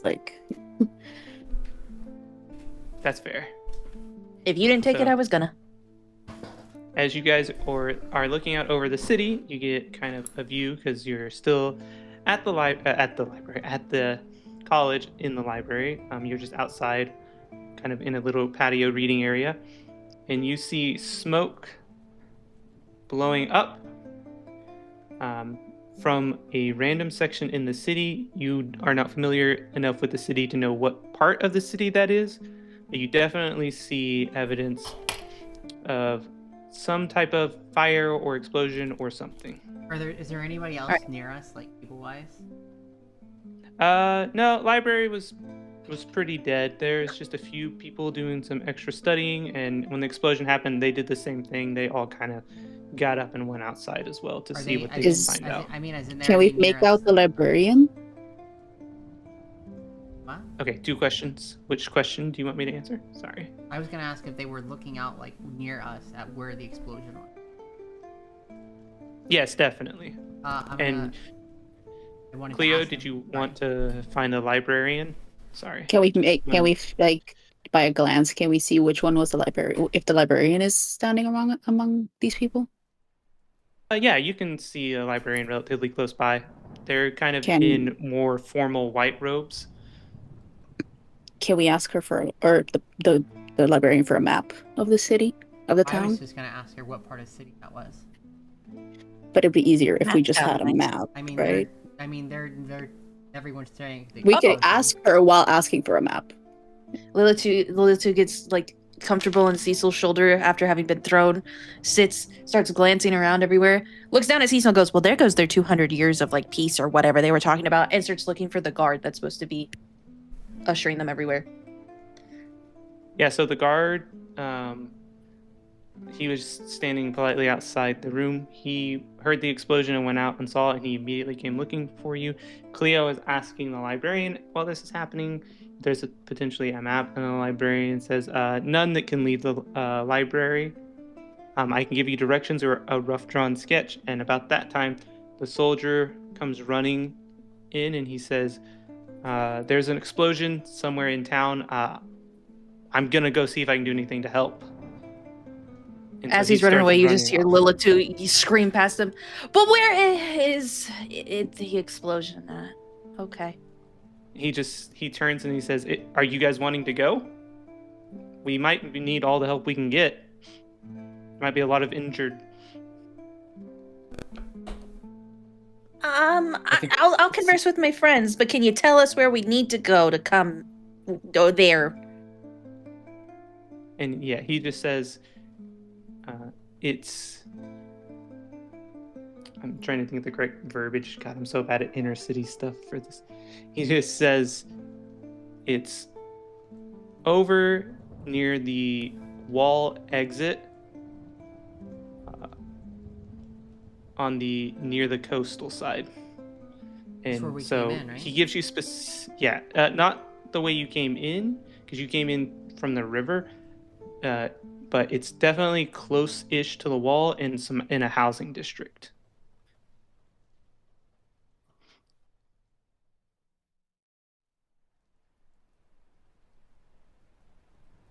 Alice is just gonna say there's too much happening and too much going wrong. All right, hopefully we'll see you there. Toodaloo. Cecil, without thinking, would just start walking out towards whatever directions were given. Okay, so Cecil probably started autopiloting behind the soldier, if I had to guess. Yes. Which means I'm going with the soldier, so I go, oh, hey, never mind. I was gonna like grab Lilitu as like Cecile just starts walking away. Just grab her off his shoulder. I'm just hanging. I'm just hanging in Cleo's arms. Look back at Cleo. Oh. Alice is gonna. So as we're going out, Alice when gets to the desk, she wants to see if there's a ledger. Real quick. The librarian's gonna say, nope. Oddest thing that for the last 2 weeks, the ledger had every page torn out. It's the only section. Did you report it? The librarian just goes, to who? Me?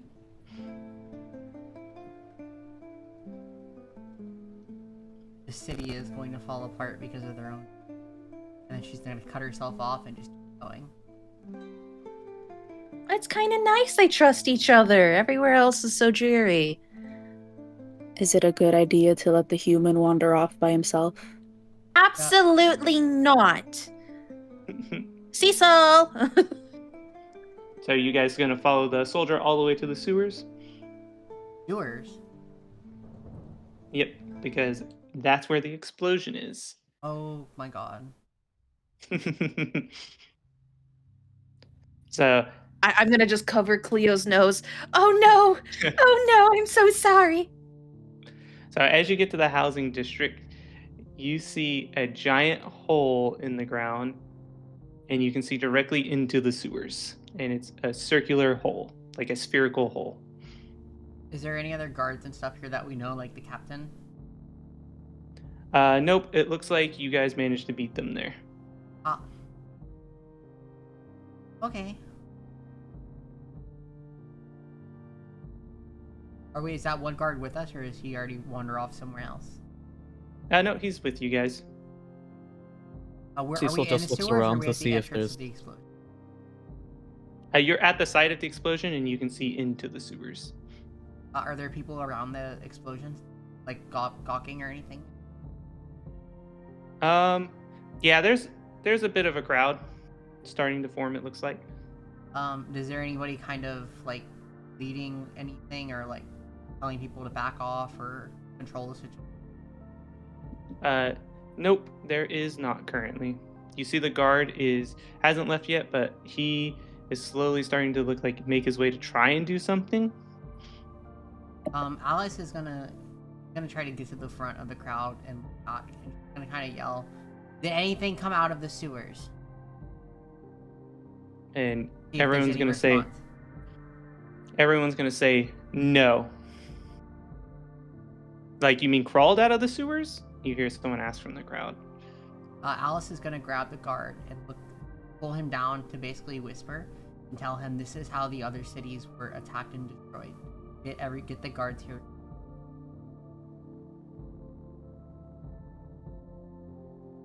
And then All right, she's what do you gonna do start next? wandering towards the sewers to figure out what's going on.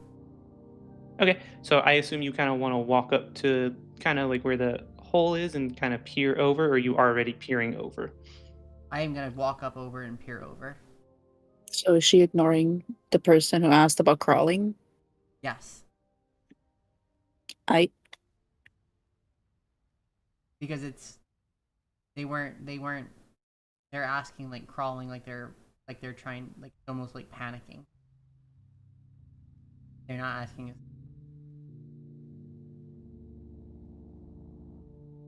We don't need them to panic. Okay.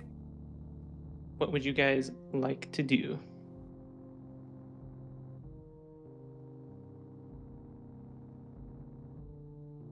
I'm looking over into the sewer. I don't know if I see anything, but I was waiting for the others to decide what they want. I was gonna say that Cecil was probably looking around for any injured people. Okay. Yeah, it looks like there's definitely a few injured people, but if there were any in the immediate blast, they probably are gone, and no one looks like you can help them currently immediately. So either they got lucky, or there were not many survivors from the initial blast. I'm gonna walk over to Cleo and grab her paw. Maybe you should go help those guys. And then I'm gonna rush off towards Alice and look over the edge into the sewers. And then look back at Alice and go, I do not want to go in there. Do I roll medicine for that, or do I just go up to them and kind of like assess them? If you're wanting to go help, you don't have to roll anything. You can just go help people. I feel like definitely would. Cleo would not just go towards a sewer, like. Yeah. Alice has no sense of self-preservation because of how she. No, because of the smell. Because of the smell. Oh, the smell. Yeah. So Cleo like takes Lilitu's advice and walks over to the wounded-looking people and just assesses them. Oh, and as you're walking away, I scream, and I don't know if anything weird came out of these sewers, or like weird noises, or whatever. Maybe the Lancer with more. And you just hear someone from the crowd say, "No, it was weird. Everything was fine, and then just the ground exploded, throwing debris up into the air everywhere." Can I do Fireball? I think it'll be an investigation. Yeah. Can I do an investigation to see if it looks like the blast came from in the sewers? Yes. Yes, you can. I was making sure that was the correct check.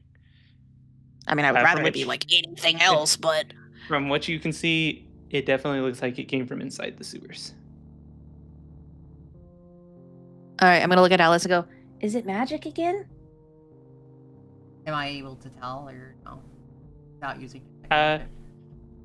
Just give me an Arcana check real quick. Yeah, you look over. You kind of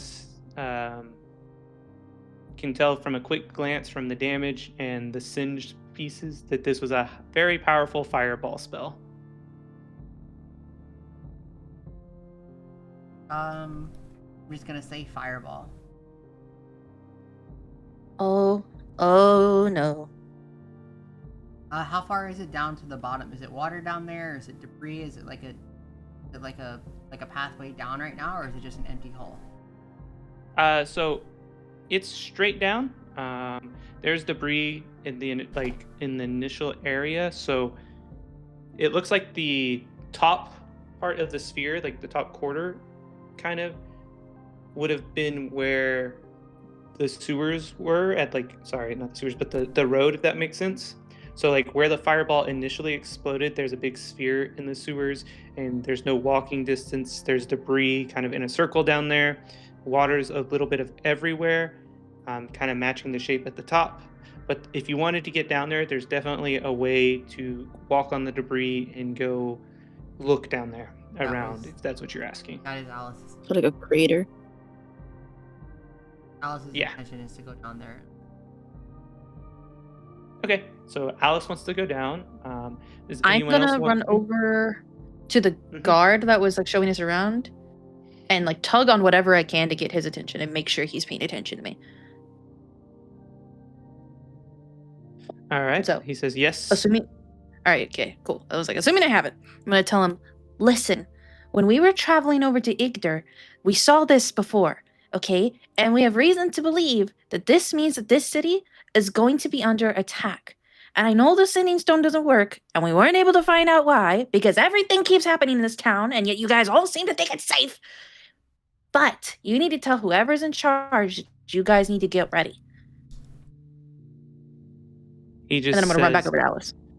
Okay. I'm just not he even just listening to nods, this. and before he doesn't have a chance to respond. He just turns back to what he was doing. I said the same thing to him and then just fucking wandered off to the thing because I knew that they were just gonna talk nonsense or think some bullshit.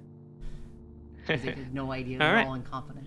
Yeah, and just in case he doesn't, if for whatever reason he wouldn't believe me, I will roll a persuasion if I must. But all right, so Cleo and Cecil, you see Alice looking like she's probably going to go down. You can tell by her mannerisms at this point and just how she typically does this kind of stuff to investigate. Are you guys, and Lilith too, what are you doing at this time? Did you just run up to Alice and stand next to her, or? Yeah, I'm going to run over to Alice and stand next to her, and I'm still going to be looking into the sewers because I'm just expecting something. Okay.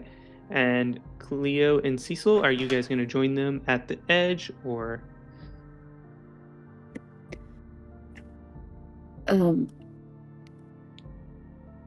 I've helped these people, or would they give me any other information, or have we gotten all the information that they can tell us, like about the what happened? It's all bits and pieces. Some people are too panicked; they're not making sense. Other people are giving you the same bits and pieces that you heard from people in the crowd. So not too much extra gained. Okay, so I finished essentially treating them, and then walk to like the edge of the crater, and just don't go down. Just kind of stand at the edge, looking down at them. As Cleo comes up, I'm gonna go to Cecil. And I'm going to be like, hey, you have that perfume, right? Can you just spritz the air really quick? And as I ask him that, I'm going to dig around in my bag and pull out one of the bandanas that I have from my costume kit. Cecil looks at her and says, "Are you mad? Do you know how much this perfume costed me?" Just one spritz. One spritz. Did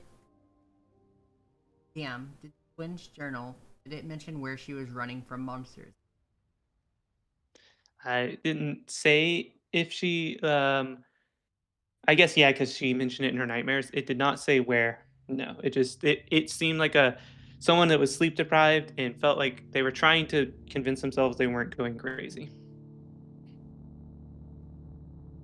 So it was a tattered mess. Yes. Is it out of character or out of like place in D&D to ask other players to do persuasion checks for yourself? Do you mean to try and persuade you to do something? Yes. So are you so Lilitu Cecil says no, I assume. Okay, so you want me to do a persuasion check to see if I can What my persuade you? answer? Yes. Okay, yeah. So I'm just gonna say, please. All right, Cecil, you can determine if that's high enough. It is your character. That is a pretty high roll. Let me. Cecil says, "All right, fine, but next round's on you." Okay. Yeah, I could technically make And you then- guys do a contest, but it seems faster to do it this way. So, And then Right, hands so- her the perfume.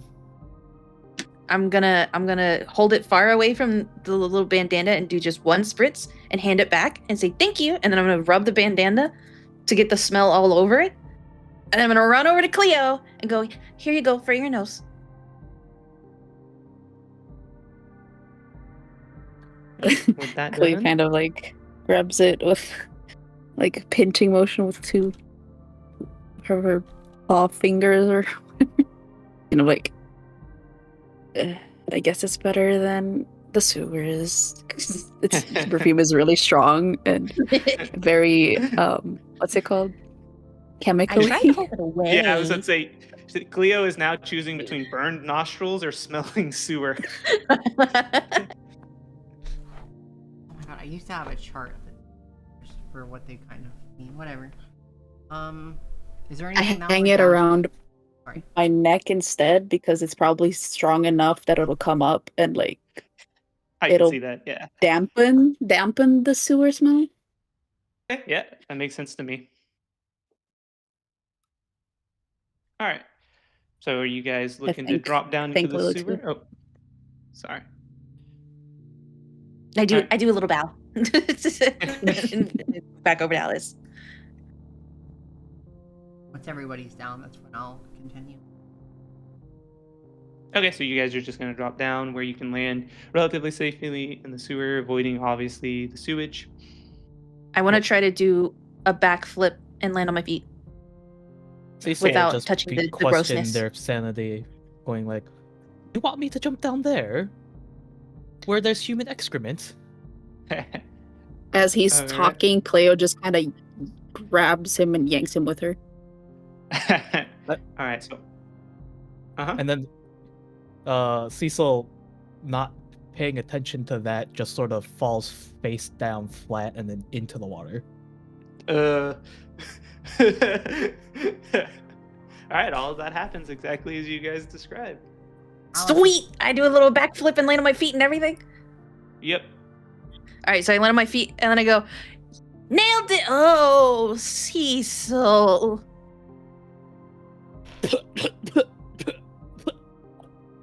Oh no, I start digging in my bag again.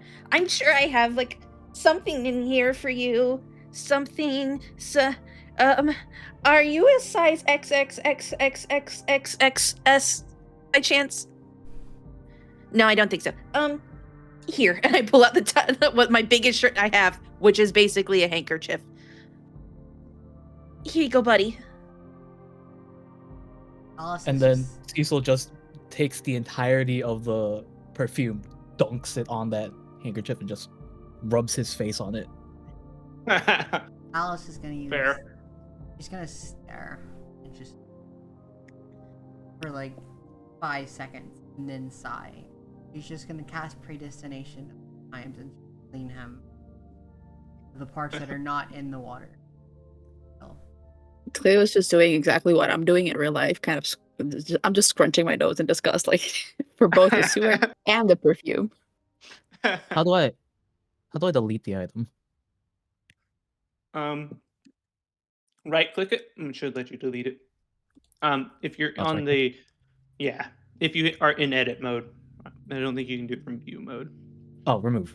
There's a remove button. Right, good. Okay, so all of that happens. You guys are now in the sewers.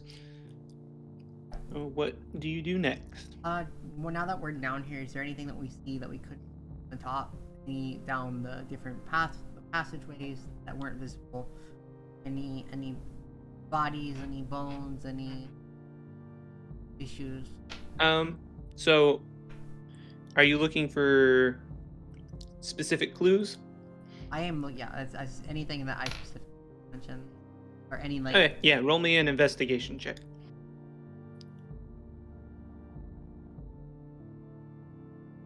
As this is happening, can I like Oh my fucking hear god. anything distinct? Like, 6. I'm gonna use my knowledge of life. What's my ability called? Thing lets me add a d6. Okay. I don't think it matters if it's on that one. What is not? Can you still? Because it still adds my modifier to it.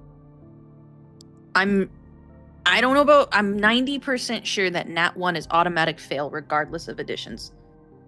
Is it? I don't remember. I can double check I thought they that. changed That it is. in five- 'cause I I know thought that's they the changed case it in for 5.5. attacks. I know that's the case for attacks. They change stuff. We can just assume it's an automatic fail for now. Okay, that's I fine. won't do the typical punishment where you do something crazy because you're just investigating, but I'm pretty sure that is an automatic fail. I know it is for attacks, and because Cleo is also trying to listen, and so let me think. Roll a perception, Cleo. Ooh, 16, not a bad roll. So down the passage that's which you would have guessed based on your orientation when you dropped into the sewer is heading towards the wall. You hear sounds that do not match any sewer sounds. They sound kind of out of place, if that makes sense. You can't put your finger on what it is, but it doesn't sound like it belongs in the sewer. in cat form, can I just kind of like not like in base in like not that I'm in cat form. Obviously, I'm a cat, but like in classic like cat like instincts or form, can I just run towards where I'm hearing this from, or is there like a barrier, like a wall or something blocking No, to you like can run see down what the it is? path. As I see Cleo take off, I go, What? Wait a second! And I just take off after her. And again, I'm going to start huffing and puffing. I have little legs!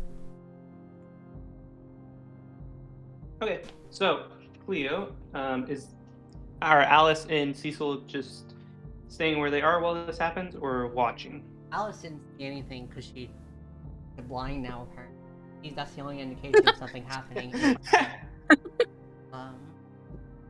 Cecil's just mortified that he got sewer water into his mouth and is just sort of trying to do everything he can to get any sort of indication of that stench from his self. So he's just like in the corner, just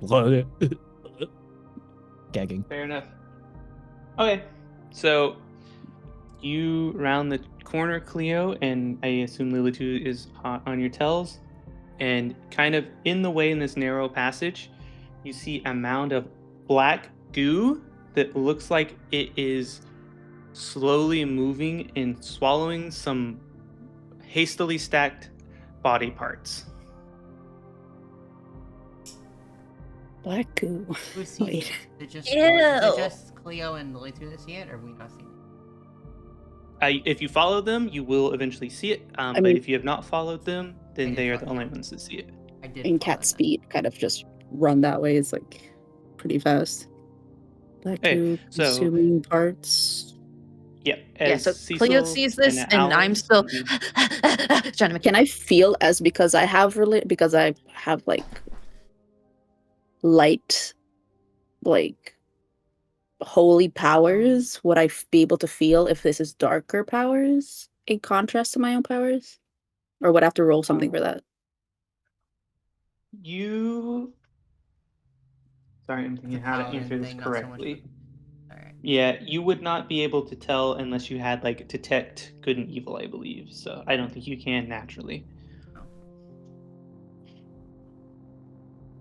Unfortunately, but good Um, thought. When Alice sees it, does she Never recognize hurts what to the ask. creature is? No. Alice, come see this. You should come see this. How slow is it moving? Is it moving like? I mean, you wouldn't know because you're not there, right? why I'm following behind. But I mean, because we're walking up and it's seeing the body part. How big is it? So it is right now. So you are in, let's say, a 10-foot wide. Sorry for those that are using metric. I use the dumb imperial system. I can do the translation real quick. 10 feet wide? So it's like 3 meters wide of the hallway.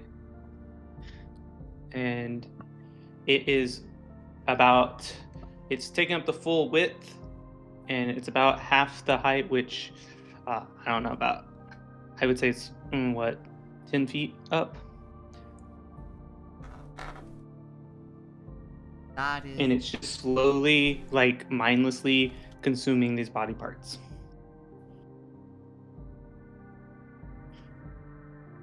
I would like, kind of without thinking, kind of rush forward and grab the body parts so it doesn't consume them, because there might be evidence or something on it. Okay. As you do that, it is time to start combat. Because it attacks me because I'm trying to take its food? It does indeed attack you. Wait. Can we do a real quick 2-minute break so I can go to the bathroom? Yeah, we can go to break. I have to get the encounter set up, and I need to go to the bathroom as well.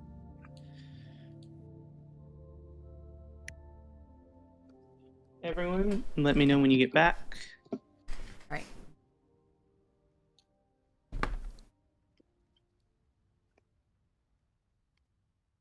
Also go to the bathroom once I get this set up.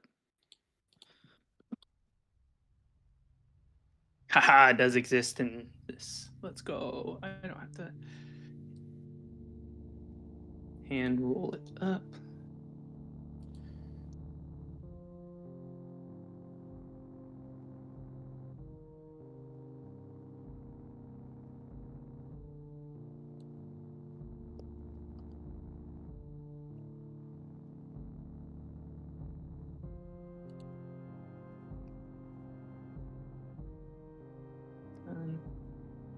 And then I always do this perspective here. But I assume, since I know that, like, this is just a kind of out of game, not really, but sort of, I assume they attacked me because I succeeded in taking these body parts away from them. So yeah, as you get up to it,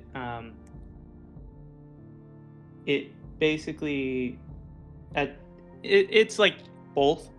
So it's like distracted with the body parts and kind of consuming them, and then as you get closer and takes it, it realizes, one, you're taking one of the body parts, which it wants, and also two, it sees you also as a new meal once you walk in its range, if that makes sense. Is Cleo the only one in combat, or is dinner the other, or the others? I know this was just a question just before they get back, you know. Yeah. So, yeah, it's basically because the way this creature works is it basically wants to consume organic material. So it won't necessarily attack you for stealing its food, but it will attack you for being it organic. sees meat as a meal, right? Yeah. Exactly. Yeah. And I mean, I would assume if you were moving its food anyway, like any creature, it would probably attack you anyway. In this case, it has a more of a drive for organic material, so it's just going to consume anything within its range it can detect that's organic. Thank you. Yep. We will figure out initiative here in a second. I'm just going to go to the bathroom real quick. Mm-hmm.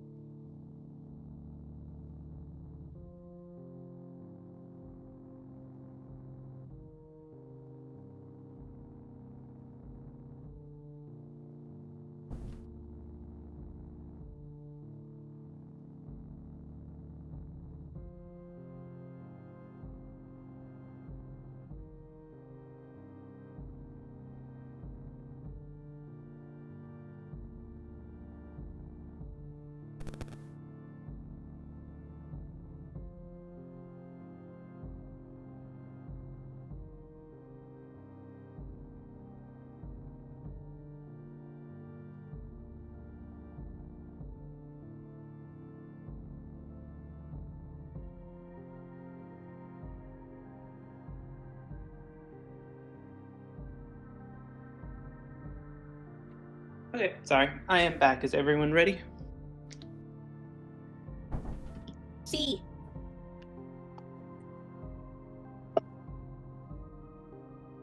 Mimi, are you still here?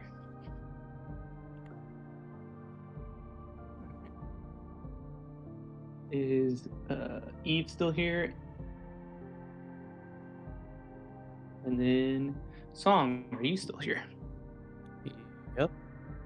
All right, so we got one. So we need two more, and we'll be good to go. I was asking if the rest of us would be in combat, or is that just Cleo? So I am open to either option because I believe it is very reasonable that Cleo is running into something like that, and you guys could potentially see that it could be dangerous and could be prepared to fight in case something goes wrong. So I could definitely see an argument being made for that. I think my So it's argument for entirely- myself would be like Mhm. 2 turns of just Cecil not being there. That is completely fine as well. If you think your character would just be kind of like watching because he's not close enough to the combat, that is definitely an option. Well, no, he wouldn't even be watching. He would just still be in mortal terror that he got fucking poop in his mouth. That is fair. And there is no wrong answer. We had in our campaign earlier, we had a character activate a trap before everyone was there, and they had to fight a round of combat before their teammates could jump in. So it is completely okay if your characters are not close enough for the first 1 or 2 rounds of combat. It does happen. Kiki's in chat going, hey, it was a mistake. Kiki, how could you? They were all relying on you. I just want to make sure I didn't miss Mimi. I know sometimes she speaks up and gets talked over a little bit. So, is she back? Okay. We can discuss Alice, Lulu. Do you guys want to be in the fight? Cecil says he's too far away, so he probably is going to be late to the fight. So he won't be in the first round, maybe 2 of combat. I think I will be in the fight because I'm right behind Cleo. I would have been following behind them. I would have been in front of Cecil, but I would have been behind Lily. So that is your... Yeah, that's what maybe we do it what was that? 1 round for Alice and then 2 rounds for me. Yeah, that makes sense. Yeah, because that's what I was originally planning. I just wanted to make sure you guys were okay with this. Because I do think Lilitu would definitely be right behind Cleo, so and within range. And I'll do it again. Kiki, you can't do that, Kiki. Yeah, she made us fight a devil. Why? She tripped a conjuration trap.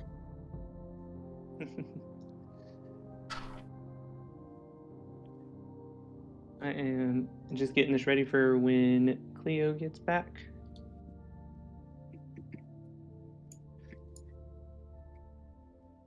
Would you be like here? I don't know if you're wondering. Would you be like? Okay. No, I think I'd be. Yeah, I think I'd be here. Okay, and because I got little legs. Okay, we can add the other tokens as they join combat. I can't. All I can see. I'll just skip them. I'm back. I want to go feed my cat. All good. Well. So, let me know if the tokens have loaded for everyone, because it's been a little slow on loading tokens today for some reason. It was like that last week. Yeah, I guess it's a bug. It's so weird. I mean, there's an update for the app today as well. Can everyone see the 3 tokens? I only have 3 on the map currently, so if you're expecting more. Okay. I guess the 2 in combat is more important. So, Cleo, do you see all 3?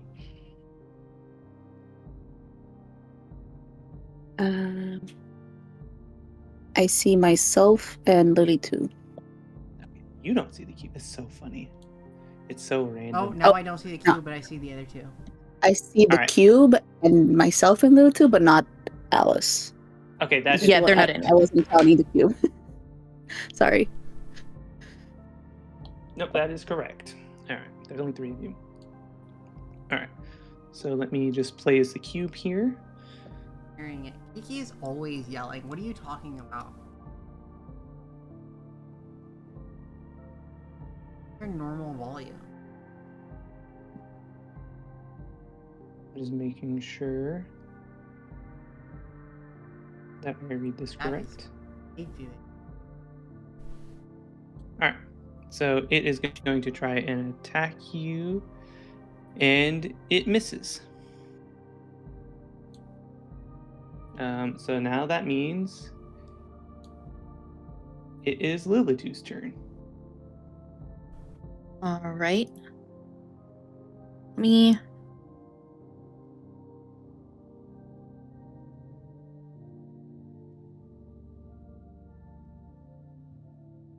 Do I know what this monster is? You do not know what this monster is, but you have probably fought in similar slime/goo creatures before. So if you have a question, do they have sensors, like sensories, like hearing or vision or anything? If this would load, I would let you know. But apparently, I'm just gonna look at my book. All right. So that's why you keep the stack. Yep. I don't think it does. Okay, what are you trying to do? Are you trying to hit it with a condition? I'm trying to 'Cause I can tell decide. you... No. I'm trying to decide if I cast Minor Illusion to distract it, or if I cast another spell. What does Minor Illusion? Does it say it has to have a minimum You create a intelligence or sound. anything? You create a sound or an image of an object within range that lasts for a duration. The illusion also ends if you dismiss it as an action or cast the spell again. If you create a sound, its volume can range from a whisper to a scream. It can be your voice, someone else's voice, a lion's roar, a beating drum, or any other sound you choose. The sound continues unabated throughout the duration. The duration is 1 minute, by the way. Or you can make discrete sounds at different times before the spell ends. If you create an image of an object, such as a chair, muddy footprints, or a small chest, it must be no larger than 5-foot cube. The image can't create sound, light, smell, or any other sensory effects. Physical interaction with the image reveals it to be an illusion because things can pass through it. If a creature uses its action to examine the sound or image, the creature can determine if it is an illusion with a successful intelligence check against your spell or DC. So basically, can I use this to distract it? I would go with no, because it really only does one thing, and that's organic matter. So if you can't make it smell or be convincing, yeah, I was thinking about, because I can do an image. Is this an image of an object? So I wasn't sure if I could do like the bones or something. Like from you could earlier. potentially do a bone, but I don't know. It doesn't really have. It has. Let me see what this. Sorry, I have to look at the rules for this. I've never used. You're this good. rule before. It does not do smell though. So. Oh no. If it would still be more attracted to Cleo because Cleo has organic smell, then I won't bother. It's like a weird gray area that I'm probably gonna make the decision on, and I'm leaning on. But he said the goose saw me as I went to grab the bodies from it, because and then they realized that I was a living being. I don't technically. No. It's technically a. That's when you guys went to the bathroom is what we talked about. Oh, okay. Oh, okay. Because I know what monster it is. But that's out of character. I know what it is. Oh, I have the right book. Sorry, I have the rules indexed on my. I think my bookmark fell out as I picked up the book. No! You lose it.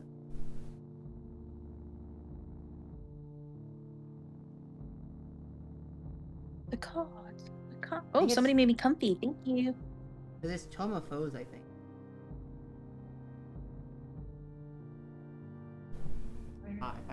Sorry, there. I don't know. For me, it's black goo. I'm looking for. I'm just about to look on D&D Beyond. It's all good. I'll cast. I'll just cast. He was looking for information. There is an ability that I just have to know what this ability does that it has. Ha! So it does not have sight. No. Okay. Then I'm gonna do Starry Wisp. Launch a mode of light at one creature or object within range. Make a ranged spell attack against the target. What's my range? 60 feet. Okay. Sorry, playing my Warlock earlier where it's double that.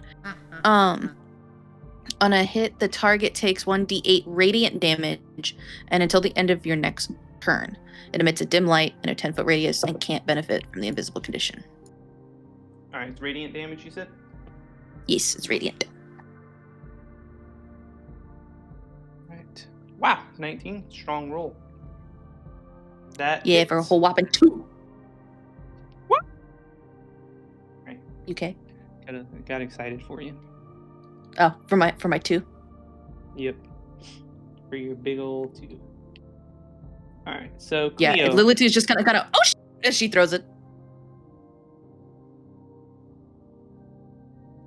Sorry, I'm trying to get the tracker back correctly. All right, Cleo, it should be your turn.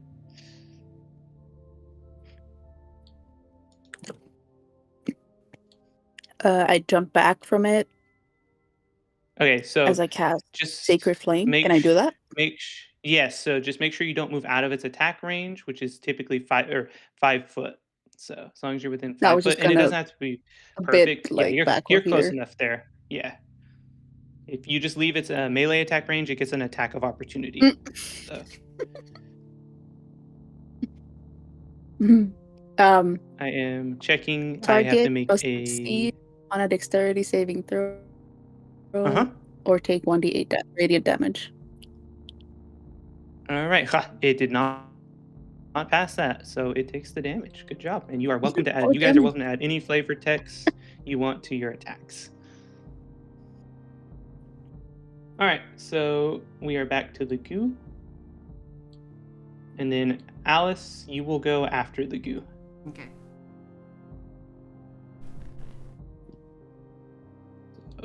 And I will add you here.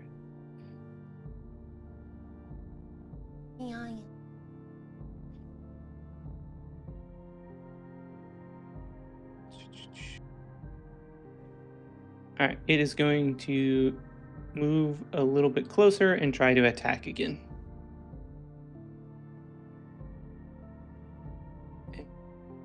And it does not hit you. So another miss for it. It reaches out with some of its tentacles and it misses. I dodge. Now it is your turn, Alice. Yeah, there you go. Go ahead, add flavor text. That's what we're here for. I do not see my anything. Yep, let me place it on the map for you. Sorry, I forgot I hadn't done that for everyone. Do you want to be, when you come running in, do you want to run up beside Lilith, or do you want to be behind Lilith? I want to be on the other side. A little bit, about 2 or 3 back.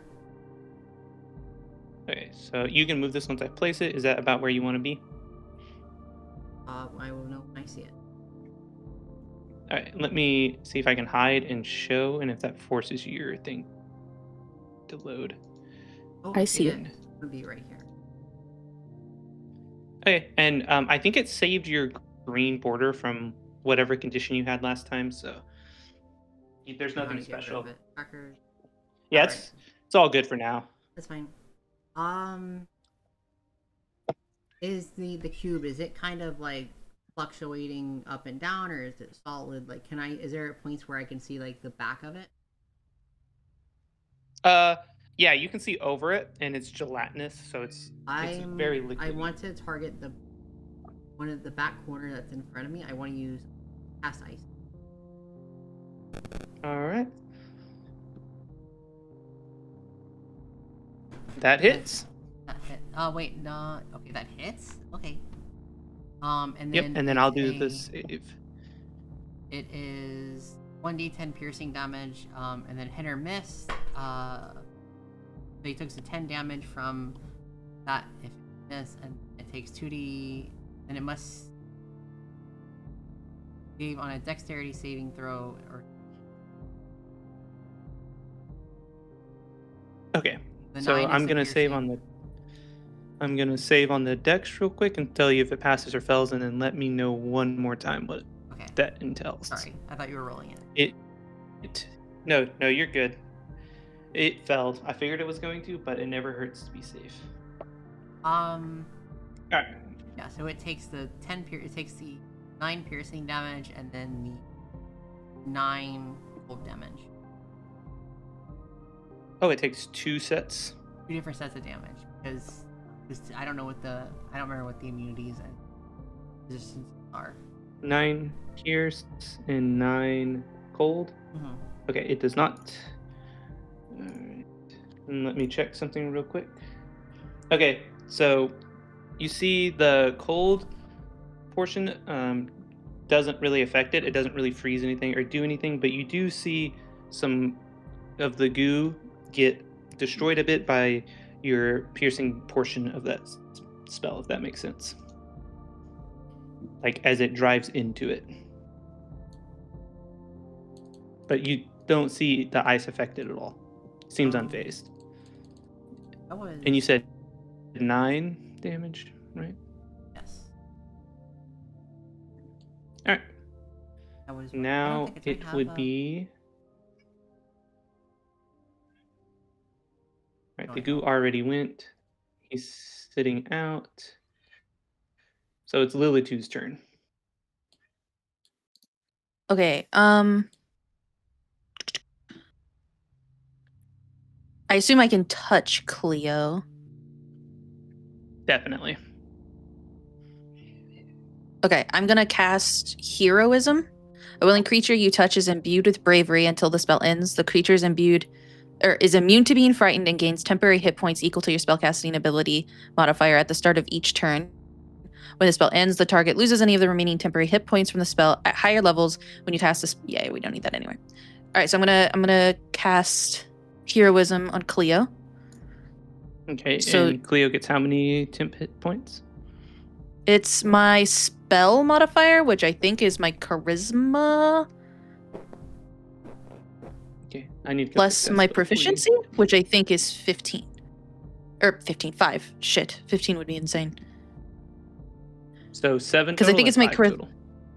I think it's 5 total. Because my charisma is 3, my proficiency is 2, right? Yep, then that would be correct. Okay, so Cleo gets 5 extra hit points. All right, perfect. So yeah, I'm just gonna run over to Cleo and swat the back of her calf. Go get him! Right. There's no bonus actions, right? Correct. All right, that means it is now Cleo's turn. You just got slapped in the back of the calf by Lilitu saying, "Go get him." And would those hit points be manually added, or is it how do you like? Yeah, so we can add a separate tracker, or you can. I can add one for you real quick, or I can manually keep track of them and let you know when you've run out of the 5. Whatever's easier for you. If you want me to keep track of the 5 for you, I can. And I can add a tracker for 10 hit points later. Extra? You get 5. 5. That's nice. Ooh, all your stuff is. Oh, there it is. I can only cast one. I only have one action, right? Because of my class thing. I don't know. Because that's how it went on D&D Beyond. So, what do you mean by action? Sorry. Like my cantrip and then a spell, which is technically they're both spells.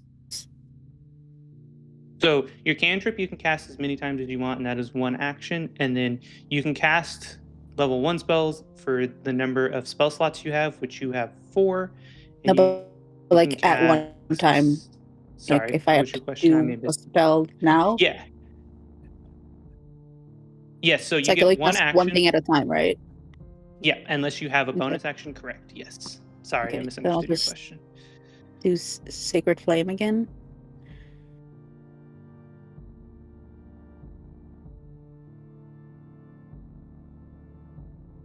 All right. So and that would then, I'm checking. Is that plus 5 damage or plus 5 something else? Okay, sorry. Let me double check for you. Oh, it's plus 5 health. So if you get attacked, you subtract 5 damage from whatever you would take first. Okay, health wise. Okay, that's health. Okay. Yes. Yeah, more. And then, sorry. I'm gaining more health. I am reading to make sure you don't have a bonus action because I'm pretty sure is HP. My bad. That's my bad. Okay, you have Divine Spark, which is pretty cool. Turn Undead, Preserve Life. I think those are all actions. I thought you had... Yeah, what is Channel Divinity here? Okay, this gives you those. I'm just making sure... You point your holy I don't know how to symbol. do that.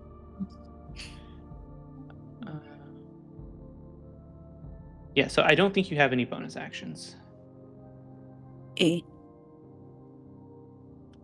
I will do a deep dive on your character later, but I don't remember seeing any, and I just reread a quick glance, and it does not look like you have any bonus actions currently. So that will let me do this save real quick for this character and see if he takes your damage. That is a dex save. 13. All right. You can describe your damage. He does not succeed, or it does not succeed, I should say. Slightly larger, like secret flame than the last one pops out towards him. He's growing in strength. All right. And that means it is now back to Alice.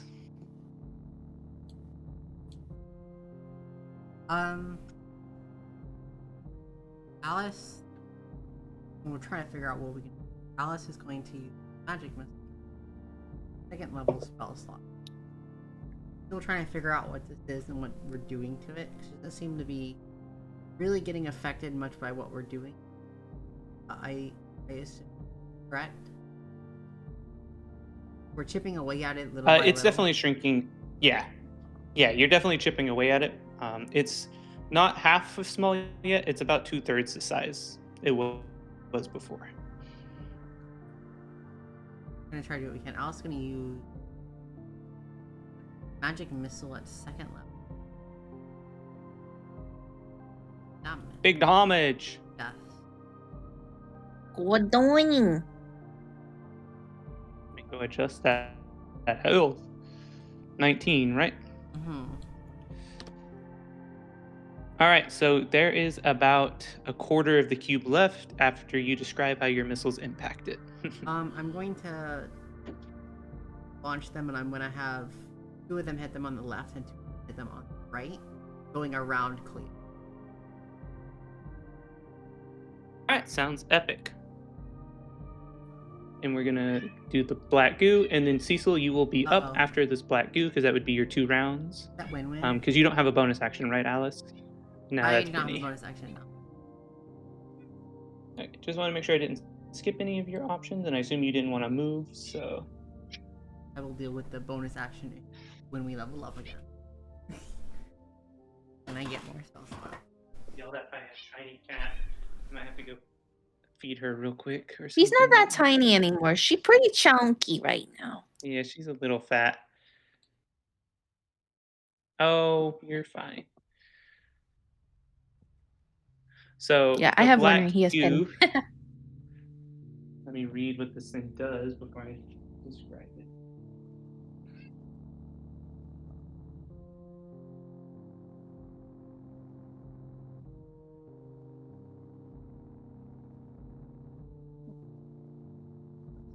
That's a crazy thing. Sorry, I'm just reading. I'd scream at him too if he called me fat on streams. Crazy. Listen, she was yelling at him before he said that. She was indeed. She's been yelling at him all day. She's been yelling at him since we were in our D&D session. She wants his attention. 25-8. So the cube is going to attack Cleo. It's going to successfully hit her this time. And Cleo is going to take... Let me make sure I do the math. 15 points of damage. 1-5. Oh my god. But then I have 5 extra health, right? Yeah, I subtracted that for you. Oh, okay. Oh shit. It was originally 20, and I subtracted. Damn. Yeah, for real. I should have cast Bless instead of Sacred Flame, like I was gonna, but I decided not to.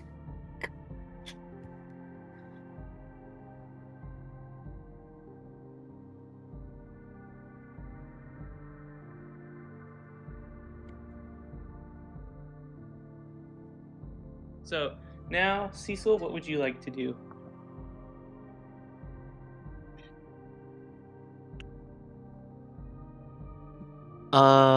Where's my token?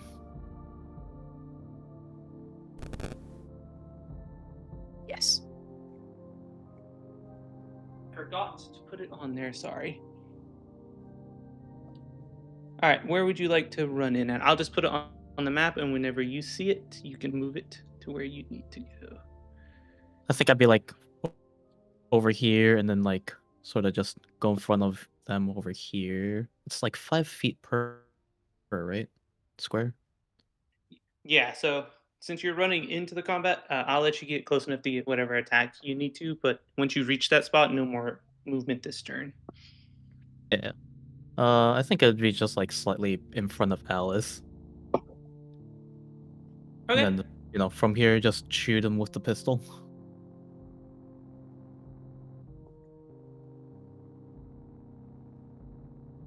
Oh, that definitely hits. Nice. You are welcome to add flavor text to your attack. I can't believe you guys left me behind there. Then just... You were spitting up sewage.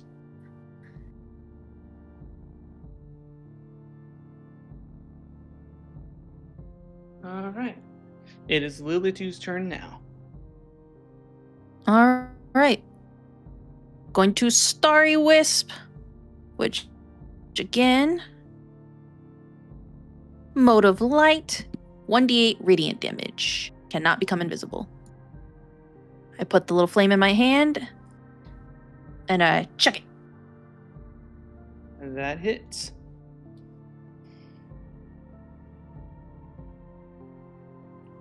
All right. You want to know what got her to stop looking- screaming? What's up? Penny stopped screaming because she's chewing on the towel that's in my room from my hair. Nice. Cube is looking like a quarter kinda of the so weird. size that it once was. And it is your turn, Cleo. Kill that.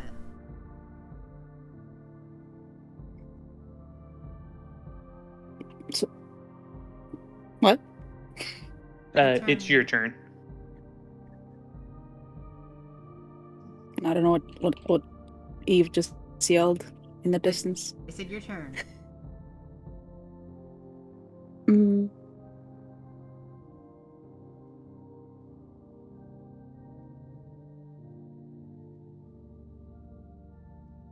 Oh fuck, I got hackers sitting outside my door. Since I don't know what's gonna happen after this, I'm gonna cure myself.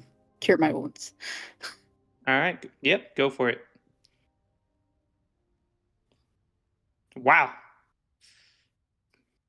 Huge. Yeah. Isn't that more than I Don't forget lost? Hey. A little bit. Yeah. I'll let you, yeah. You can overheal 1 point if you want. Actually, I don't know what the math is. I'm too lazy to do it. You're at full health, though, so that's awesome. Don't forget to mark your spell slot. It looks like you used a level 2 spell. All right. Alice's turn. Sorry, what was that? No, I checked the first one as well, but I didn't use any of the first spell slots. First level spell slots. Yeah. Slots. No problem. Alice, what would you like to do? Got them. Ooh, good job with the healings. Oh, it's Alice's turn. I'm sorry.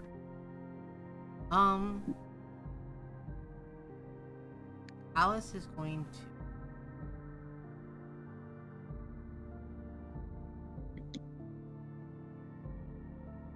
scatter. Let's see what it does. Does that hit us? No. Casting it. Cool. We're gonna say it's not hitting. Play. But if it kills it, then Constitution. It did not save, and that will kill it. it is going. So how Alice is going would to you like snap it her fingers. to explode? It's going to explode from the inside out.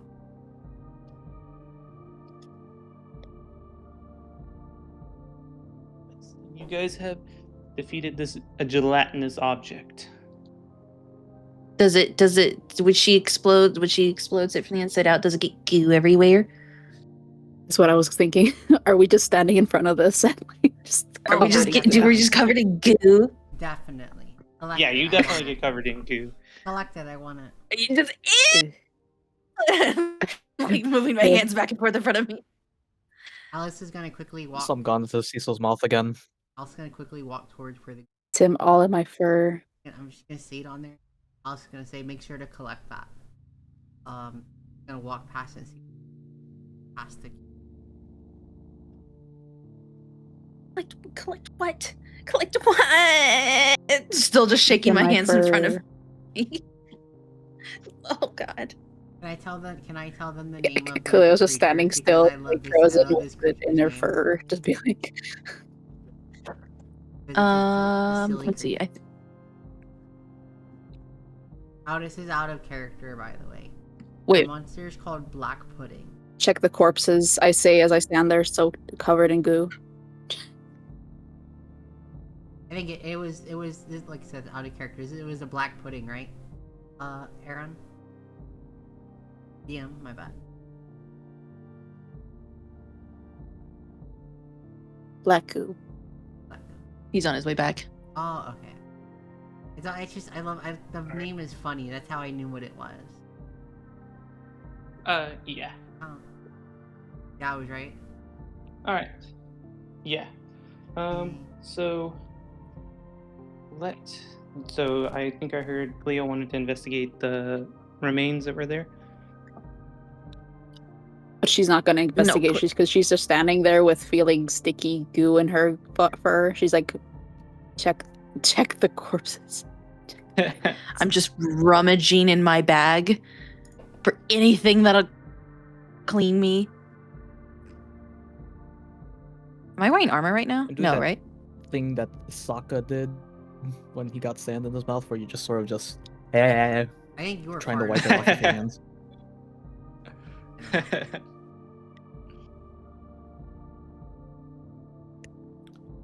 Alrighty. Yeah, DM. Do I have armor on? Yeah, I do. Leather armor. Okay, never mind. Answer my own question. That is to say. Well, I can't see if it's equipped, but I see it in my equipment. Yeah. So you have to manually adjust your AC if you take it on or off in this tool. It does not auto adjust it. So. I assume you already did my armor class with it on. Is that the case? Hold on a second. Let me look at that. Yeah, I did everyone's AC with armor on because I just assumed everyone would be wearing armor. I don't have armor. Okay, perfect. So Oh, okay. I'm the odd It doesn't one tell you out, what AC it is. so I only have a 10 AC. What's a tinderbox? Matches. Yeah, you can just start a fire with it. That's it. Nothing too crazy. And if your armor class looks too low, we can definitely double check it. But I did assume everyone was wearing armor. So. All right, having nothing to get all of this disgustingness off of me, I just take my fiddle out and just just tiny violin noises. All right. So what do you guys do next? Alice quickly, after it exploded, We need to search the box. walk past it and search behind it. See what it was blocking. If there was anything back there. Thank you, chat. Just more sewer, just a pathway. It looks like it turns into a rounded tunnel, and it looks like it might be draining somewhere, at least from what you can see from this angle. You can roll a perception. Perception.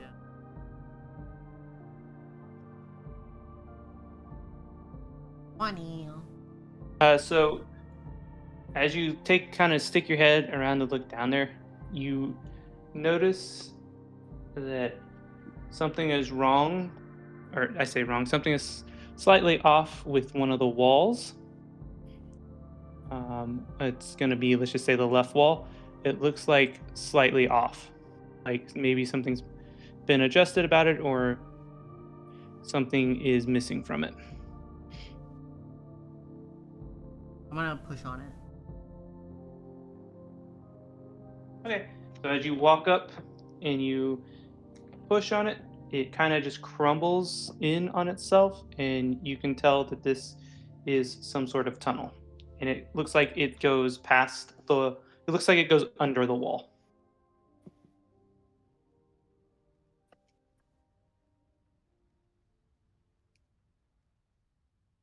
I'm still Does disgusted. anyone else do anything while Alice is doing this? No, I'm just grabbing Since anything she's I not- can in my bag to try to scrape this off. She's not being heard. Cleo just kind of takes a deep breath and just starts walking as if there's nothing in her fur and goes to check if there's anything to note of the corpses that it was trying to eat. All right, Do I seeing have to roll Cleo something for walking. that? I'm gonna Yeah, keep. let me double check real quick. I'm gonna keep trying to just get all of this off me. Complaining the entire time. Disintegration was better, Lola, too. It really was. Cecil, noticing Lilitu trying to get it off, cuts a piece of his, because he has robes in his backpack, cuts a piece of it off and then hands it to her. Just keeps like scrubbing myself with it, and then I look at him. Wait, you still have the empty potion bottle? And then, I mean, does that even matter? Assumedly I would. Can I have it? Hands it over. Okay, and then using my daggers, I'm gonna scrape some of the goo and fill up the potion bottle. Because I'm assuming it's like a stopper bottle or something. And so I'm gonna fill it up with the black goo, and put it in my bag. Yeah. Okay. Can you make a medicine check, Cleo? Me? Yes.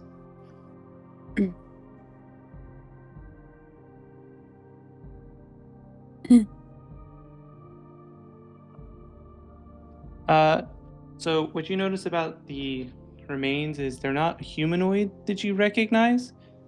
Looks like they are pale-skinned, and it seems that some of the like arms might have claws, and that's really all that you can gather.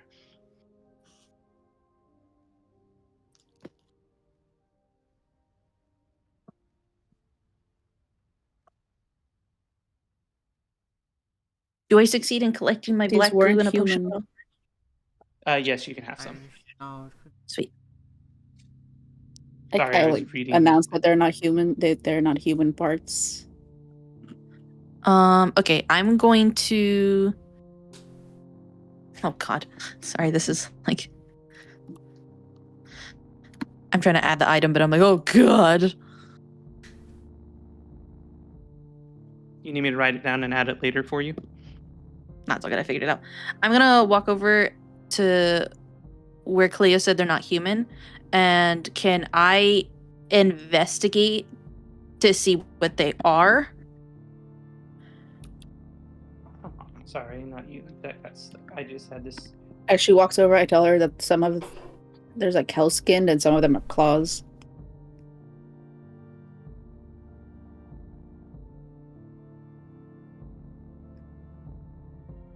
Note.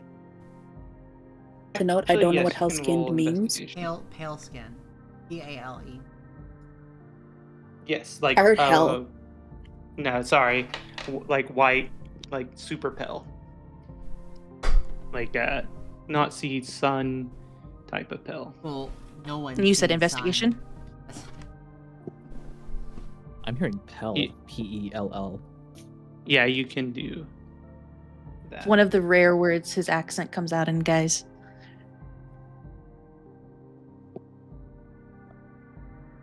And what was your question? To see if I could determine what it was. No.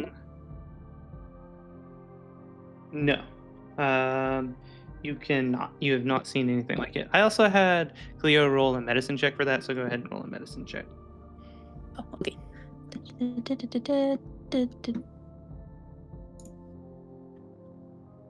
Huh. Okay. You cannot tell what it is. You've never seen a humanoid like it.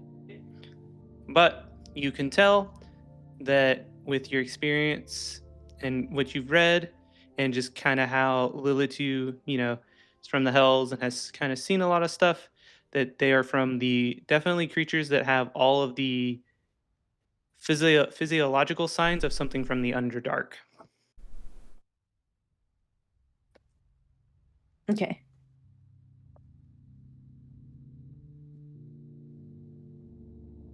So I'm gonna turn to whoever's around, which I think is just Cleo and Cecil, because Alice, you walked up, right?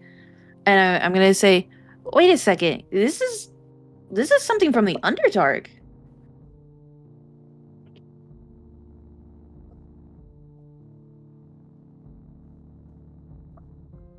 Is the Underdark like relative to like a kind of hell? So in D&D, the Underdark is like, I don't know the exact distance, but you can basically think of it as like a super underground, entire underground ecosystem under the like inside the planet, if that makes sense. It's like under the earth. So yeah, it houses its own fauna. I'll say this as Lilitu. I'll repeat what the DM just said as Lilitu, and then I'll say it houses its own fauna, its own creatures, the whole nine, a whole ecosystem down there. Traditionally, it doesn't touch up here.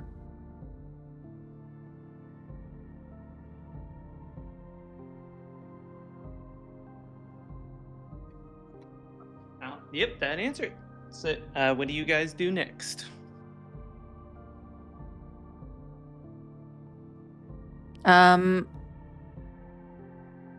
I'll just kind of keep looking at it and just be like, that's so weird. But we should be grateful it's actually not from the Hells, because trust me, that would suck. And then I'll walk off towards Alice.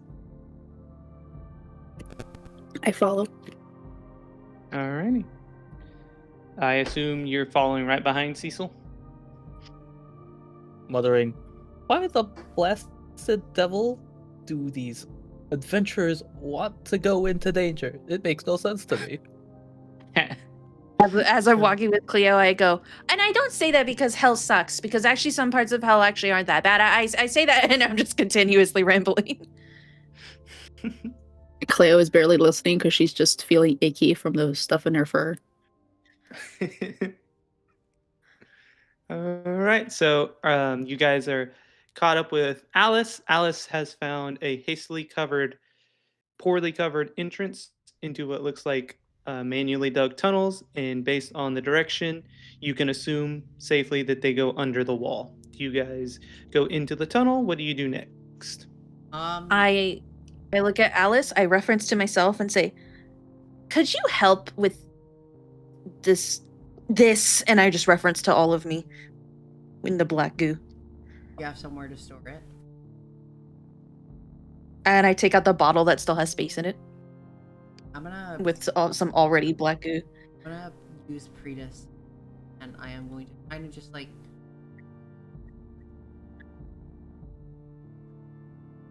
You're gonna use it to shake off all of Lilitu and put it in the bottle, basically? Yeah, because you can use it to clean or soil an object no longer than one. I just want to use that going over.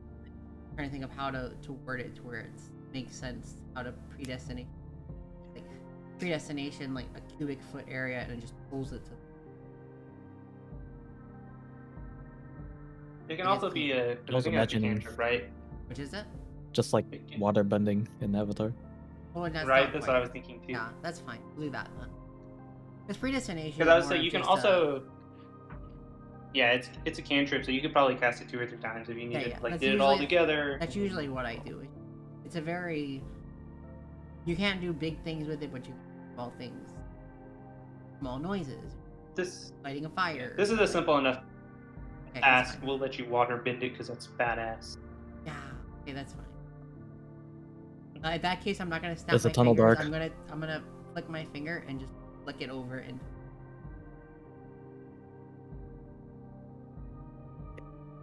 What was your question, Cecil? Is the tunnel dark? Oh yeah. Yes.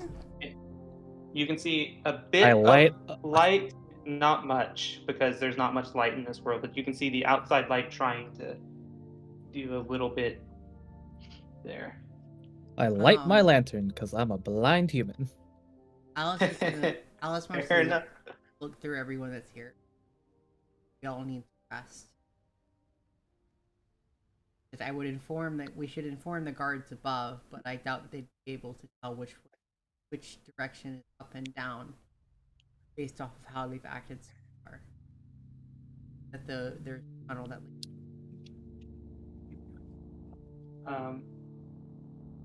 And as you guys are discussing potentially taking a rest and what to do with the guards, you guys hear what sounds like another explosion just outside the tunnel a bit.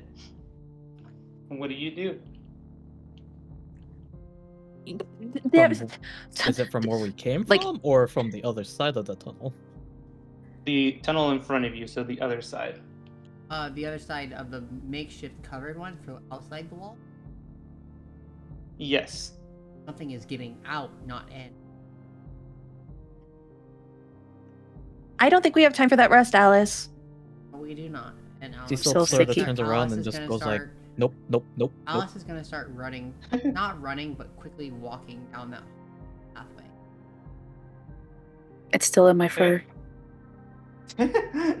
Clea just does not care about anything else except this. Yeah. Just are you doing like the cat thing where you're like kind of like shaking a bit, or like the whole time you're walking with like the weird walk because you got something in your fur? Well, at first she was walking weirdly, but now since they were like quote unquote trying to take a rest, and now there's an explosion, and she just kind of stands there and she's like, "It's still in my fur. It's still in my fur." She just gets increasingly impatient. Alice, predestination. No, she only did it to Lila too. Because She only did it to me. because the explosion happened. Oh. Or would it continue on? Okay. Well, I mean, yeah. All right, I Cecil see just Cleo sort of- kind of freeze up, and I run over and I go, "Come on, we'll get Alice to clean you." When explosions so you stop guys are happening, all- he yells back. My soft fur. So you guys are all running down the tunnel to see what happened, basically? Yes, because No, somebody's trying Cecil's to get walking in them. the huffing him opposite out. direction. No. Cecil, Alice- come on! Alice and Cecil are running and Lila too, I but have a suspicion. Cleo's just kind of just standing there. I have a suspicion it's our missing person. But So paint the scene. Who's doing what? Alice is walking Alice is in off. front. I'm trying with all my might to drag Cleo by her paw to get her moving in that direction, screaming, "Cecil, come on!" No, I'm done. I don't want it. No. Okay, I This run is too over much. to And him. Cleo is like increasingly getting annoyed because of this fur and everything everything in her fur and everything happening, and then hears Cecil being an annoying human and just getting more and more annoyed. It just kind of eventually just walks over and yanks him with them as she like, "Fine, we'll leave the stupid sewer." Like, you need to get As I'm cleaned up about to outside. touch Cecil, I'm like, "Oh, that works," and I put my hand down and follow. I just Okay, so sort of you guys collapse, are- and then I'm just being dragged on the ground. Towards Alice, correct? Yes. Alice once again, head first, no self-preservation. So, Alice, as you step out a short distance away, you see what looks like the smokes of a fire just down a hill. So that's all you can see because you're kind of higher on the higher elevation, so you can't see much without walking a bit further, a bit closer to see. I assume Alice is going to keep walking till she can see. Is that correct? Yes. So as you look over the hill, a small distance away, you see a robed figure lying on the ground, not moving. You see a giant hole in the ground surrounded by bodies in strange armor you've never seen before, and there's a smoking hole, and you see 3 of them stand up and walk over to the wizard and start dragging the wizard by the hood. How far away is it? It's about, I'd say, 100 meters. Is that accurate? Let me do my mental math. I tried to do this mental math. Don't judge me for my terrible imperial math, okay? Alice is. I want to know. Cast magic missile. No, wait. 300 feet? That seems reasonable. 300 feet? Shit, not 100 feet. They're basically, because of your fight, if they're far enough, I don't know the exact measurement, sorry, I'm bad at estimating, but basically the long answer is, I'll start answering like this actually, because the distances are hard. They're far enough away that you'll have to run to catch up, but you can definitely catch up to them, essentially because they appear a little wounded and they are dragging the wizard. That is Alice's. Is that wizard? Is that our what does the wizard look like? Can I see? Is it clear enough to see if they're a green dragonborn? Because green's pretty bright color. You can't see because they're face down in the snow, being dragged by the hood, but you do recognize the scholarly wizard robes, and you see what looks like glimpses of a tail. Our wizard. Yeah, Alice is going to sprint. Even though that's not something she usually does, she is going to sprint until she gets close enough. Okay, so as you 3 are coming through the tunnel or out, I'll let you guys decide if you hear Alice sprinting or see Alice sprinting. What do you do? I guess I would hear her before I see her.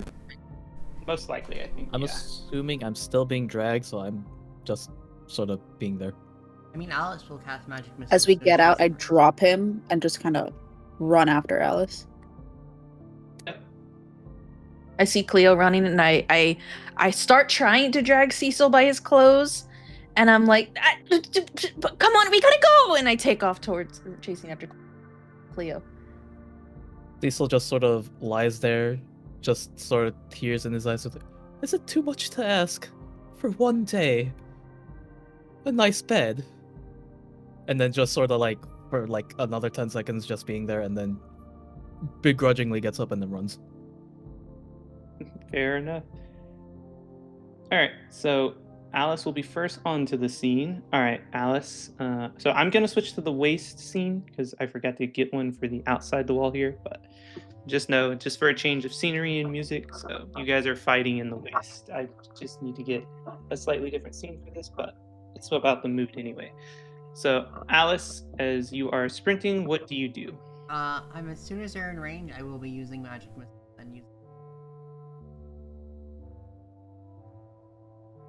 On each person? Okay. Go ahead and let me switch to tactical mode, and I will have you roll that. Yep, I will let you get a free round, essentially, because they are not prepared. So, you're doing magic missile. Is magic missile like the Eldritch Blast? Will it be 1-3-3 damage across? 1-3-3D. Okay, just wanted to make sure. It's been a while since I've used magic missile. I'm getting the tac map ready, so. Your tokens look like they're on the map for me, so feel free to move them. Oh, I'm where you guys would be. You'll be ahead. I'm just gonna place the 3 people in the body in front of you, like in the middle square, so. I can't move the other people. Is it possible to cast something while running? Yes. Since if it doesn't like require like concentration. Yes. Even with concentration, is basically the only time concentration gets broken is like if you're unconscious, try to cast another concentration spell or something hits you and breaks your concentration. So like you can still cast other spells and run and move and stuff while you have like a concentration spell going.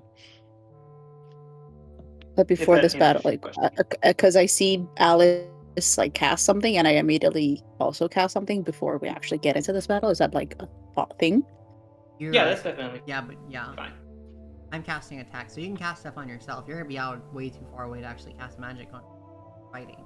I mean, no, because I immediately run after you, and a cat is pretty fast. So it's based off of what is your movement speed? We're not getting super technical, so yeah, that is completely fine. Her movement speed is 5 more than yours. Okay, she would catch up eventually. I just don't know how long. Yeah, she would catch up. Yeah. I'll do bless. Says you bless up to 3 creatures of your choice within range. Whenever a target makes an attack roll or a saving throw before the spell ends, the target can roll a d4 and add the number rolled to the attack roll or saving throw. Okay, I will say as you run and did I see a roll? It Okay, no no. bless. I will say, are you blessing Alice or everyone in your party? Because that I assume it's everyone because it's 3 creatures, right? Yeah, because you said we're not like it's a hill a small distance away. So I assume everyone would kind of be either like Alice would be a little bit in front of me, and then the others would be trailing kind of a little behind. Yeah, so it would be just in range for me to bless everyone. Yeah, all sorry. three I of guess them. my actual question was, does it target 3 people? Sorry, that was my actual question. Yeah, it's yes, up to you can 3 definitely people, do. and I just bless all 3 of them. Okay, cool. Definitely will allow it. I am adding the minions now. It's not. I'm gonna have to home roll this. Apparently. Why is it like this?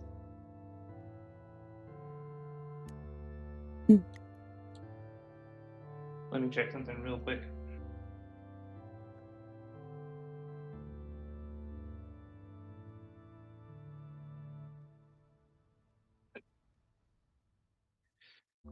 So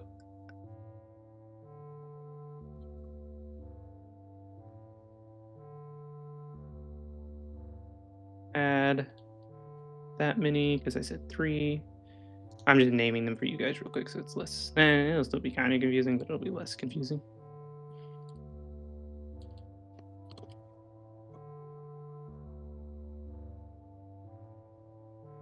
Nice, misspelled a word. Talent.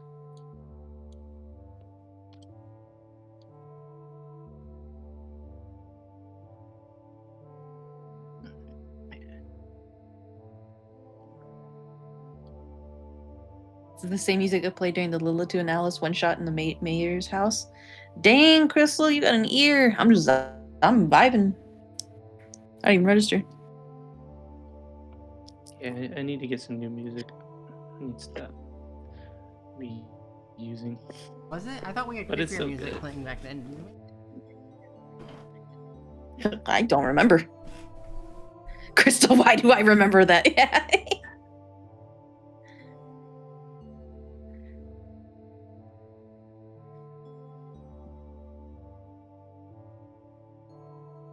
Show, please. I'm trying to show you guys the tokens, but apparently they don't want I see to be one. shown. I see creature 2. Alice is also on Creature spell 2. slots, so Creature 1, 2, and 3. I do now too. You guys see all 3 of them? Yep.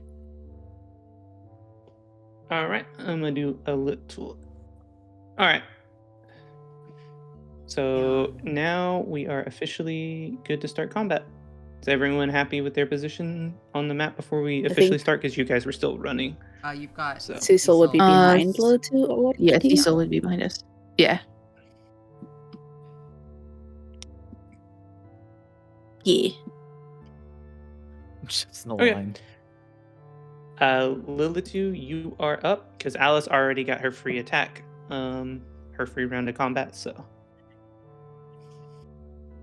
Okay. Sorry, I'm trying to decide.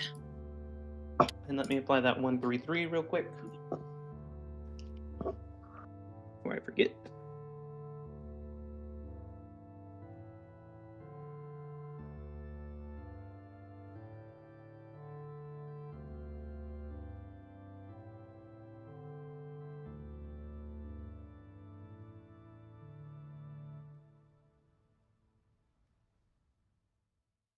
Okay, I'm gonna cast Fairy Fire on all 3 of them because it is a 20-foot cube. So I'll double check, but I'm pretty sure they're all, yeah. So I'm gonna cast Fairy Fire on all of them. They have to make a Dex DC of 13 to pass. All right.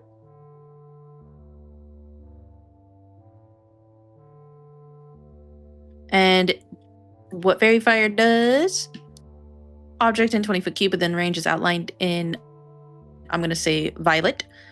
Any creature in the area when the spell is cast is also outlined in light if it fails a dexterity saving throw. For the duration, objects and affected creatures shed a dim light in a 10-foot radius. So they all shiny. They purple shiny now. Any attack rolls against an affected creature or object has advantage if the attacker can see it, and the affected creature or object cannot benefit from being invisible. So everybody should get advantage on their attack rolls. And then I'm going to cast as a bonus action Harrowing Ballad. You inflict a mind-eroding song on a creature that you can see within range. If that creature has an intelligence of 4 or higher, it must succeed on an intelligence saving throw or have the charmed condition for the duration. Also, as a side note, the Dragonborn is like in the center of these guys. So, Not one of these guys, right? Ask you guys if I could readjust them real quick, or if that would mess you guys up. I just noticed as well. It's a 20-foot radius, so it shouldn't mess me up. The magic missile isn't counting it right, so that 133 it should be 244 because it's adding +1 force damage to each one of those rolls. So it should be 244. Yes. Do you have a particular order, or do you want me to apply it random? Left to right. Okay.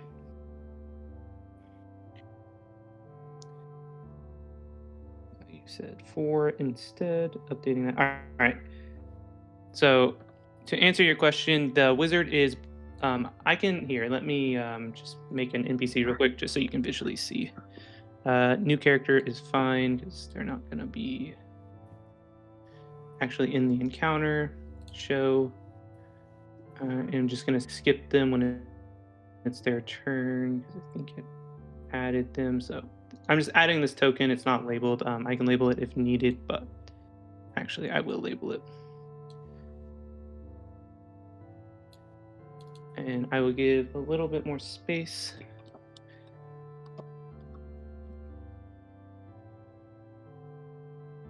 So basically, the one that was dragging her by the hood, basically, when it got hit by the missile, kind of came, like when it stood back up because it staggered a bit, it kind of slid her forward to kind of get her out of the fight's way and stepped back, if that makes sense.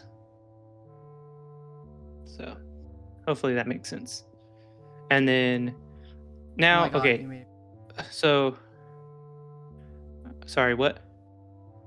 Don't worry about it. What happened? There's a peanut. Oh, nice. The lewd one would notice. Yeah. Okay, so I still cast Fairy Fire. So they're first. They all failed the save. So what do I need to do for you? There's no damage. It means that they all shed a dim light and they cannot go invisible. We get advantage against them on all of our attack rolls. As my bonus action, I'm going to cast Harrowing Ballad. You inflict a mind-eroding song on a creature that you can see within range. If that creature has an intelligence of 4 or higher, it must succeed on an intelligence saving throw or have the charmed condition for the duration. It is a concentration of 1 minute. While charmed... Wait, let me double check real quick. Shit. Okay, I can't cast that. Fairy Fire is a concentration. Never mind. That's my turn. Okay. Makes it simpler for me then. Alright, so it is Unarmed Creature 3's turn, which is the one on the right here. I gotta look at their movement. Oh yeah, that's enough. So it's gonna run up here. And it is going to attack Alice.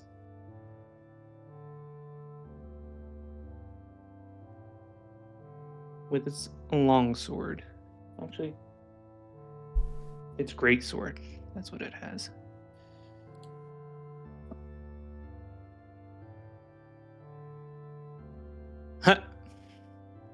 And it misses. It missed? How? Start Okay. reading them. I'm hand rolling this. Yeah, it misses. Sure as shit. Let me make sure that's all its actions for the turn.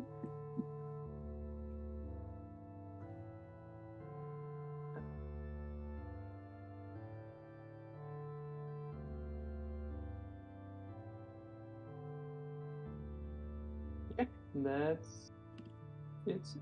actually it's gonna do. It's got double attack. Sorry, I'm reading the book as I do this. This time it hits you for 5 damage with its sword. Easy enough.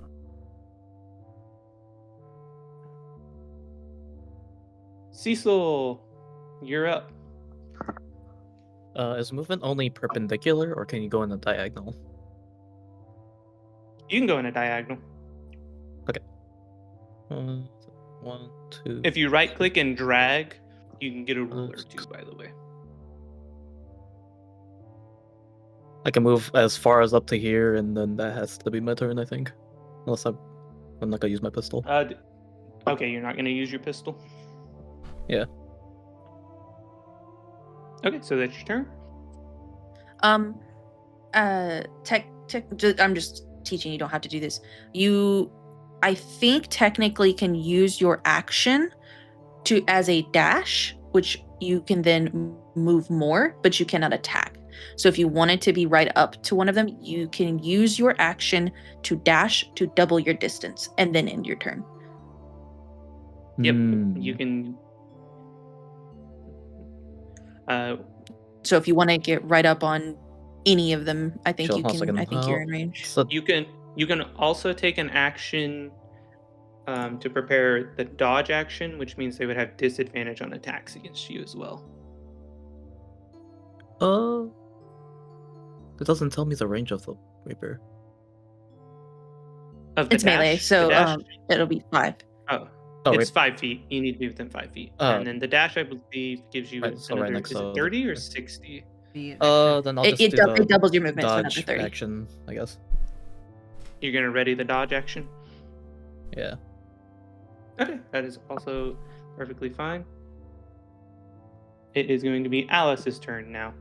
Alice is going to pull the dead on the one next turn. All right. Wisdom save 13. It rolled a D8. Should have been a roll of D12. Hold on. Because they're already damaged. Yeah, you're good. Yeah, it doesn't account for that, so. Good catch. Oh, it doesn't matter. It's still 3. That's funny. The game said we have spoken. Yeah, you get 3. It successfully saves. Does it take half damage? Half damage. I think it rounds up. Yes. So it does take half damage on a successful save? Yep. Okay, just wanted to make sure. And this is number 3. So let me correct the health here. All right. That means it's Unknown Creature 1's turn. Let's see here. It is going to come up here, and it is going to take a swing at you, Mr. Cecil. And let me check your AC so I get this down. It is going to hit. With it rolled disadvantage and still hit? Damn! Oh, yep. Good catch. I need to roll one more time. Nope. It missed. Hell yeah. It's going to take one more attack with disadvantage.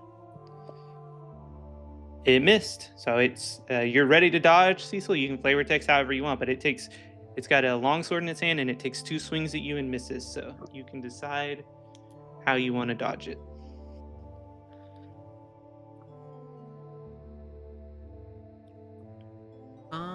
Wait a minute. That's not right. All right. This person is not currently relevant. That's not the right spell. So now it's the other creature. So with the rapier in hand, I just sort of, do a little bit of sword play, so it's not really a. Because then it's not like a misrange, just like.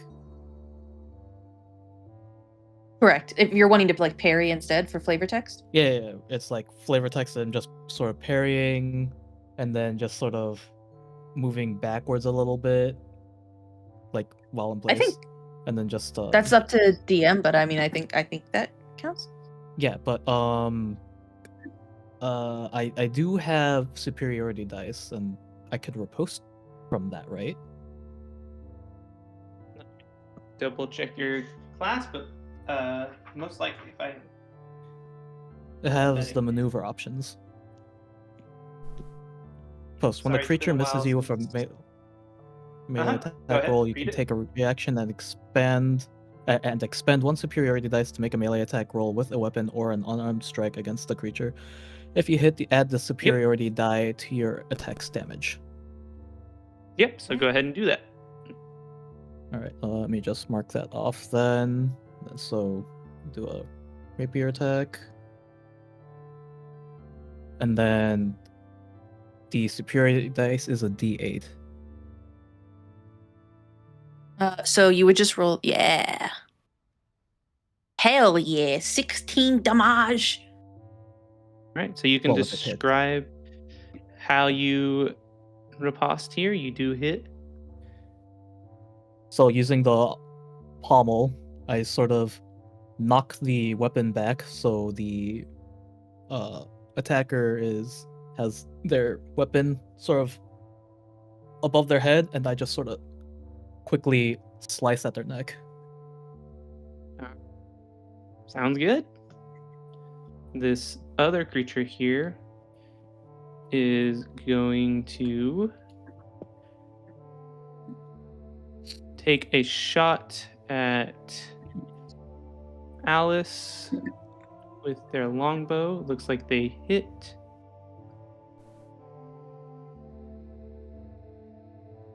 Yeah, come on, roll damage. You can do it. And you are going to take 6 damage, and then Alice, you'll take 6 damage, and it's going to take a shot at you, Cecil. What is your armor class? Wow, with disadvantage, it manages to hit you, and it is going to hit you for 5 damage.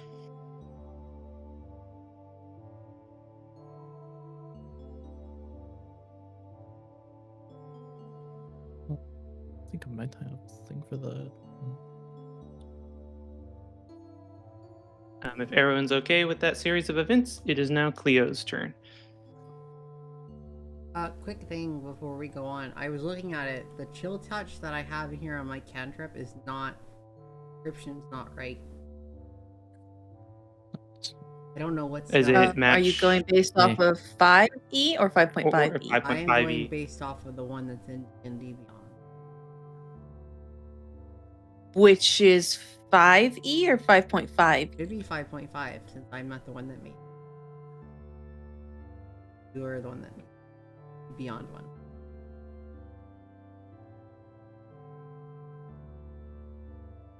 It's chill touch. Okay, we can. That's why I'm confused. We can fix it. Okay. I think with this, the one on here uses 5e and the 5.5 one is the one that's on Beyond. Okay, I'll go through and manually double check all those spells. That's fine. We're just confused because chill touch yeah, we'll just the melee touch range, and on here it's a 120 feet. Yeah, you can use it as a ranged attack. That's perfectly fine. Okay. Yeah, use like the mine 5.5 and my other one rules, is ranged. So yours is ranged? we'll just adjust. I'll go through and add. I added all the 5.5e spells manually to the other group. I'll just import those spells here. I thought that chill touch was the same, so my bad. I did not read the range on that, obviously. All right, it is Cleo's turn. What would you like to do, Cleo? Oh, I can pet the weenie now. She got up. She's right here. I'm doing your redemption. I'm petting the weenie.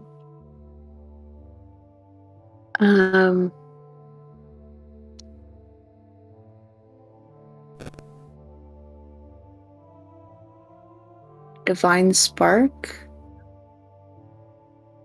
All right. As a magic go ahead action, and- you point your holy symbol at another creature you can see within 30 feet of yourself and focus divine energy at it.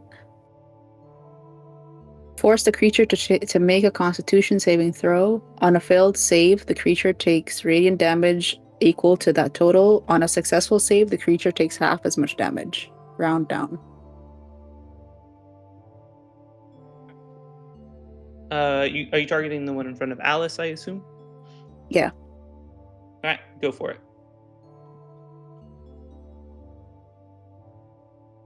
It rolled a lot of times for Divine Spark there.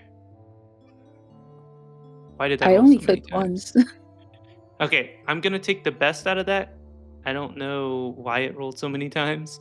So, or I can take the average. Either one. They're only 1 Roll- point difference. Roll 1d8 So- and add your wisdom modifier. So What it does that mean? definitely added your modifier into the final number, which is just 3. So I will go check out why that is incorrectly, but let me make this dex save real quick. This is just user error. This was your guys' was the first ones I've done, and we haven't tested the spells yet, so I apologize. I'll go through when I have time.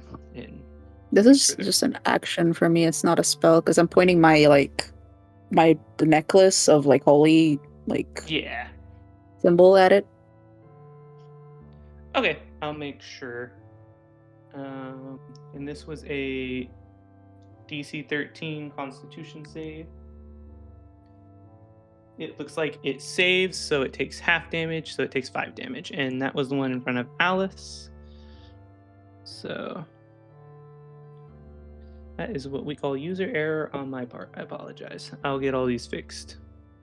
All right, Lilith, your turn. Okay. I'm going to cast. Oh my gosh. Sorry. Chat redeemed pet one Forgot. right, and now I am. Oh, sorry. Would you forget, Cleo? I was gonna while I was doing that, I was gonna look over to Cecil and ask him if he recognizes the armor from anywhere, since he was kind of in a noble house, and noble houses tend to have an armed cavalry of some sort that they know about military stuff. Okay. I will say you can respond to Cecil, but you do not know. You do not recognize them.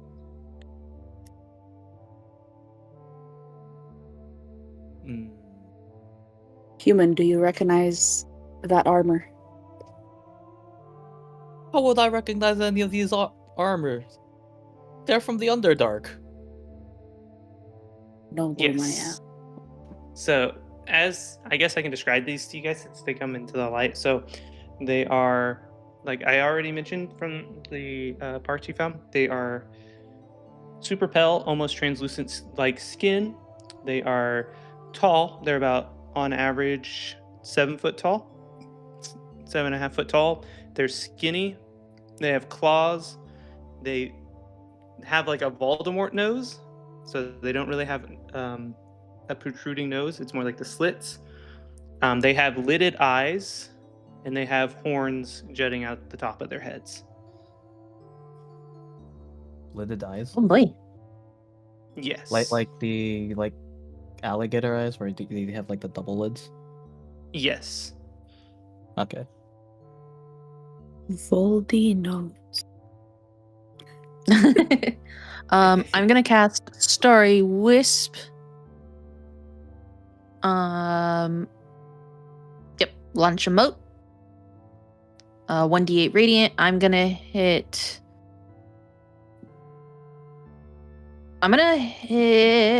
the one in front of Alice. All right. Fuck. That does not hit. Fuck. Any bonus actions? Nope. All right. Do I hit Alice or anything, or are we cool? Oh god. No. Did you? Oh no. Okay, I singe Alice's hair, and I just go, oh shit, sorry. You're gonna get an evil side eye. I will do the nat 1 on ability checks, but not attacks, because you just roll so many attack dice that I don't want you guys scared to roll like a fireball spell or something, just because you're like, what if I get a nat 1? Because there's so many dice rolls in the game. I'm just following the recommendation in Player's Handbook. If you guys want me to change that, I can, but that's kind of in the new rules, so just following that. Trying to make it fun. So unknown creature 3, unless you want to move or anything before I take this creature's action. I'm actually, yes, I'm gonna move here. All right. Okay. It is going to take a swing at Alice. It's gonna do 5 damage.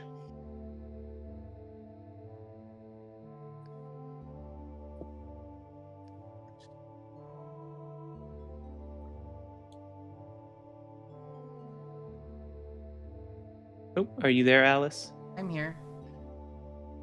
Okay. Oh, you take 5 damage. Have you been keeping up with your damage?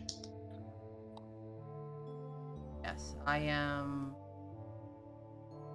at 4 HP. Okay, so Alice is bleeding.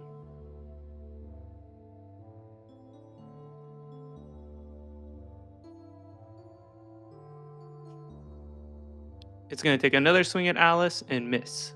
So, and that's the end of its turn. It is now your turn, Cecil.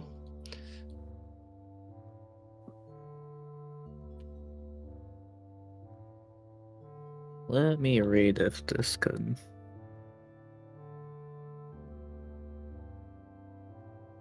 Oh, that's the counter. Never mind. Ooh, why am I showing offline? I don't know. It's struggling today. It was online for me. That is offline for me. It's a little good. I'm gonna do an unarmed strike. All right, 2 damage. That hits. I sort of just roundhouse kick him towards the right. Or, no, wait. Let's do it to the left. All right. And that is creature 1. Yeah. Any actions, bonus actions you want to take? Sorry, you already took your action. Any bonus actions, I should say. Maybe I do let's do action surge, and then so I can do another regular rapier attack. All right. Or actually, no, wait. I forgot that I could have done that with advantage. No, wait. What that? So, is there a reason you? Sorry. Is there a reason you chose an unarmed strike for the first attack? I thought it would. I'm thinking it would like knock it off balance.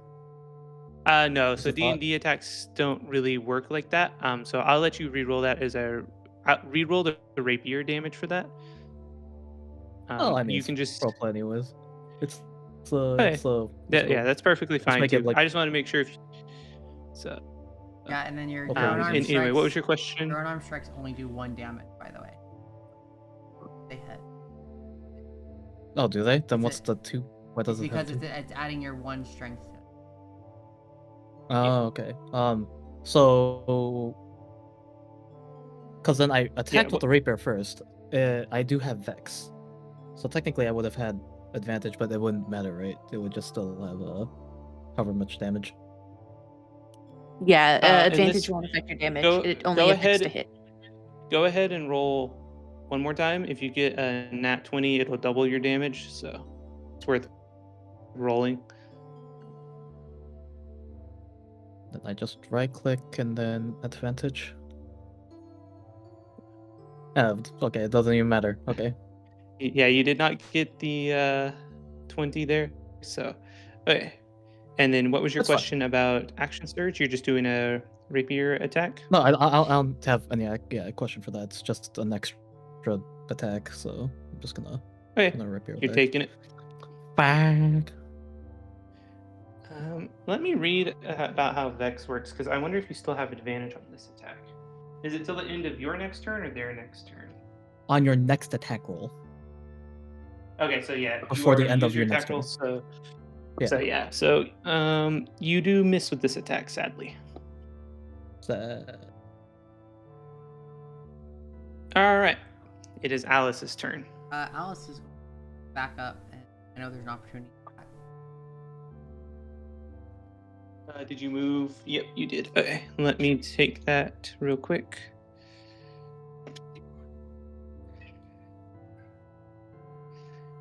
So it was not expecting you to move as fast as you did, and it actually misses.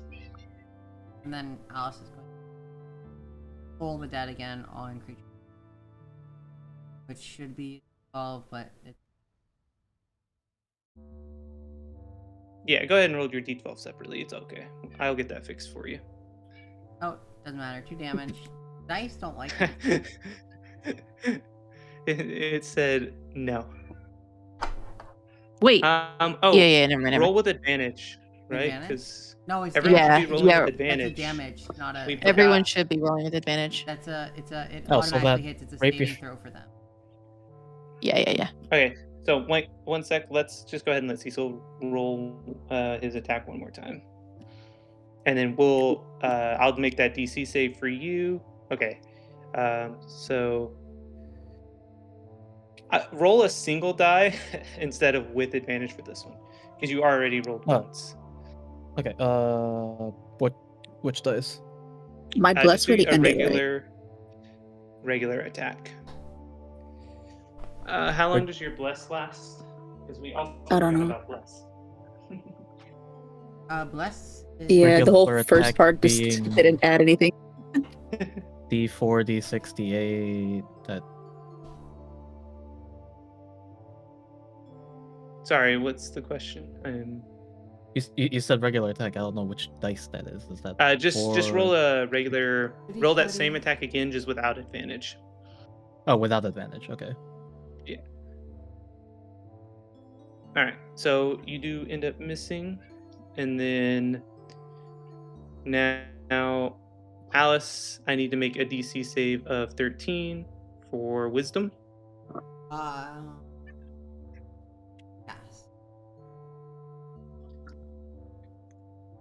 Yeah, the dice say Wisdom. Yeah. I didn't mean. You're good. It failed. So. And that was creature 3. You're having all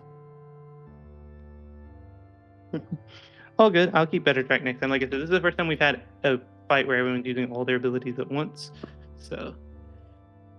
Well, I came into the first fight missing spell slots.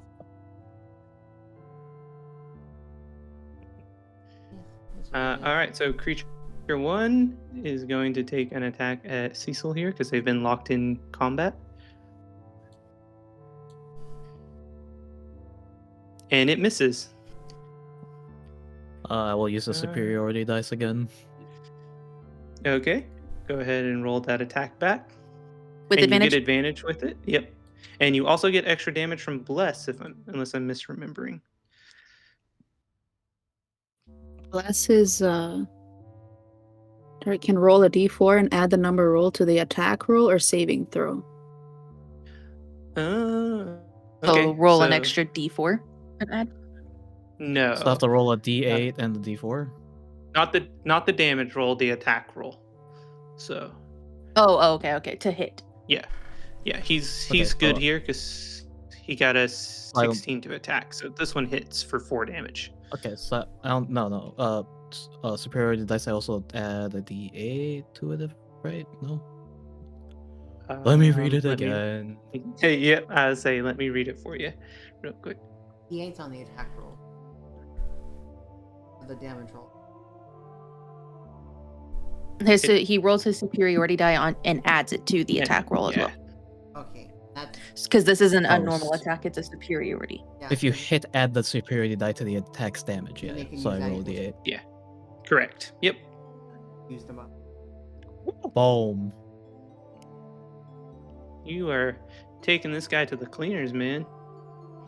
You're showing him up. He has not landed a single sword strike on you, and you have been bodying him. Oh, that's awesome. No flavor text. Fair enough. All right. This guy with the bow up here is getting a little scared of Cecil, so he's going to take a shot. He's so scared, he completely shoots wide. I mean, I can't really... It's only melee, so... Does it land in front of Lilith? And now it's Cleo's turn. What would you like to do, Cleo? I cure wounds on Alice. All right. The 2nd level. Damn. 9. Not bad. All right, Alice, so you get 9 health back. Any bonus actions, Cleo, or is that it? I don't think I Any have movement? bonus actions, so... Okay, all good. Now we're going to Lilith. Okay, so the flavor text is the unknown creature 2 that shot the arrow at Cecil. It missed and landed like right in front of me. That's the flavor text we went with? Yes. All right. I am going to cast... Okay, cool. Dissonant Whispers. One creature of your choice that you can see within range hears a discordant melody in its mind. The target makes a wisdom saving throw. On a failed save, it takes 3d6 psychic damage and must immediately use its reaction, if available, to move as far away from you as it can, using the safest route. On a successful save, the target takes half as much damage only.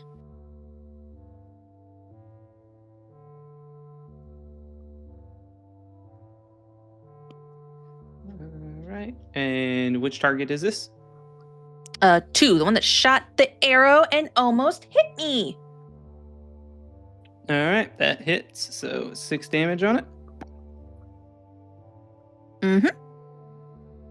And then does it need to move or? Yeah, it takes its safest route to use its reaction to use all of its movement.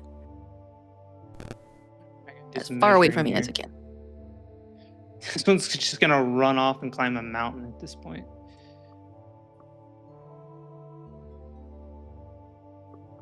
All right, there you go. Perfect. Now, it is this unknown creature 3.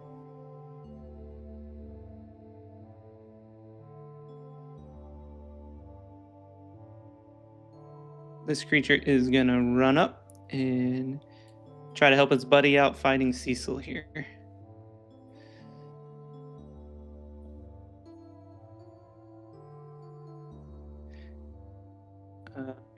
And let me so 1 miss, and we had 1 crit success. So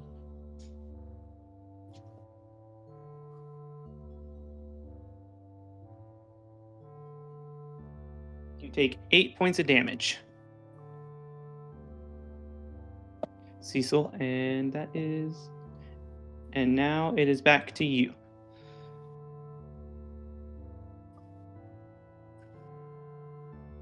That is the... Do I have to click? Yeah, there we go. 8. Hoo boy. Okay, huh? Well, unknown creature 3 hasn't taken too much damage. I've been taking care of creature 1, so... Does tactical mind do again?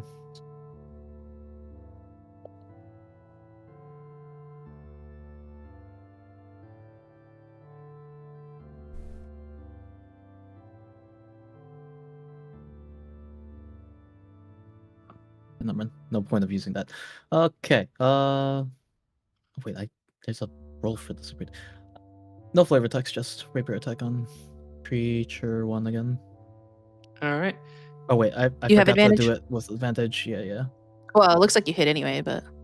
Yeah, he hit. So he hit for 5 damage. Right on creature 1, correct? So that and then is- I also use Second Wind as my bonus action, so I can heal up a bit. So 5. All right. It is back to Alice now. Al then.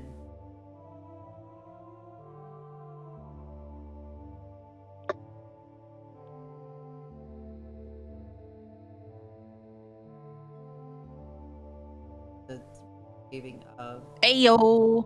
13. I would say it should be 13. And you said which one? Creature 2? Yep. 3? Sorry. 2? Archer. The one all the way up here? Yep. Arrows. All right. And let me make that save for them. You said dex save. Or dex save, wisdom save. I don't know why he failed it. So that is 11 damage. Any other side effects? All right. It is now creature 1's turn. And he is going to take a shot, or take a stab. Wow. Crazy. Let's see. He swings at you twice with his longsword and misses, Cecil. Sounds like we use the superiority dice here too. I don't know. I don't think you have any. Luck is a skill. I have 4. I would say. Oh, I thought you only had. Wait, don't I? Bonus. 1 second. Let me double check. Oh, I'm on the unknown Let's creature. hear I was it. trying to read. Cecil. So I feel by special dice called superior. It doesn't tell me how. Oh, you have 4 dice. Yeah. Okay, so they increase Yep. with. Correct. Yeah, he gets an extra one. So, I thought it was maneuvers I can do increase by level, and then it's just stuck at 4. No, the maneuver. we'll figure it out. Yeah, You're that's Battlemaster, later. right? Anyways, Yeah, Battlemaster. Did you use? Are you using it for both missed attacks or just one? Just 1. Okay. And then technically this would also be advantage, right? Still. Yes. Mm-hmm. And you can, and if you still, that will hit because you get a D4. Is it a D4 or D8? You get blessed from Cleo, and that'll put you. And if you just need a 16 to hit, so no matter what you roll, you're gonna hit. So Yeah. 6 no point rolling it damage then, yeah. on. Yeah. And then no the point. superiority dice roll. So 10 damage. All right. Describe your killing blow. Sort of just sweep its feet and then just stab its head. All right. 1 down. And now it is creature 2's turn. And I gotta look up some range here. I can already tell you that.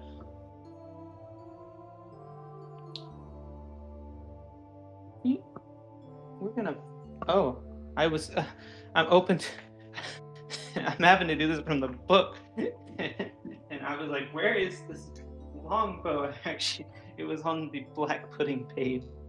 I was so confused.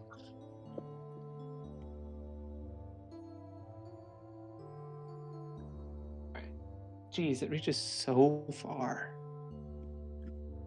Yes, sir. So it's just going to take some shots at Cecil here. It looks like 1 does land. And you are going to take 6 points of damage. My god.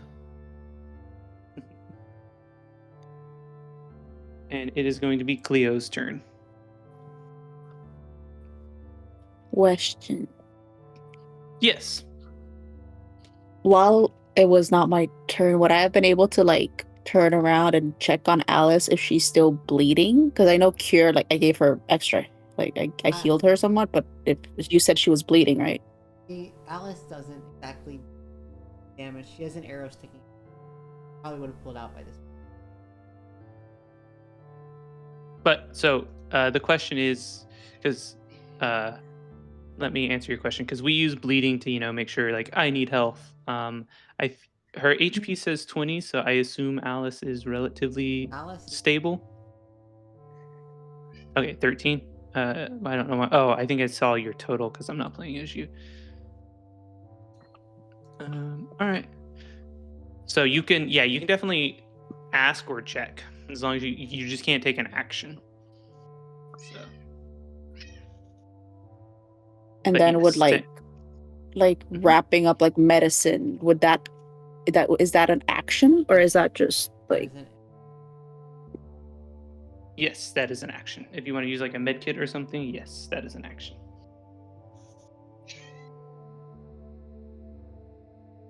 I have a herbalism kit and I have... The herbalism kit is for making medicine.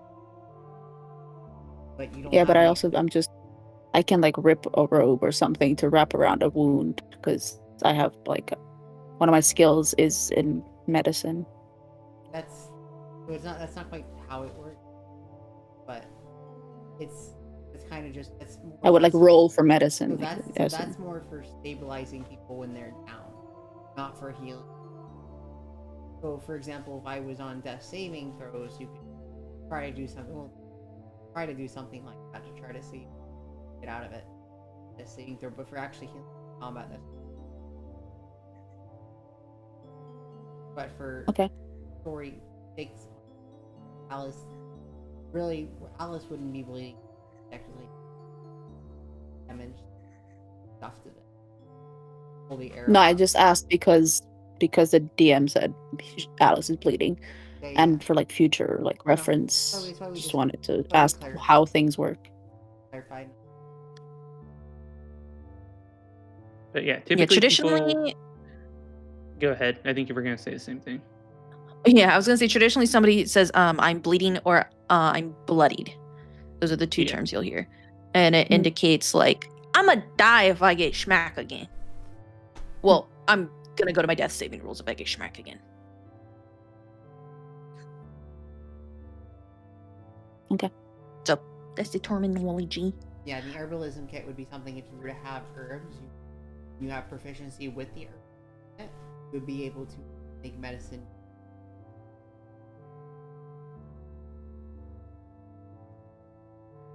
Technically, you can also make potions with it. That's alchemy. You're right.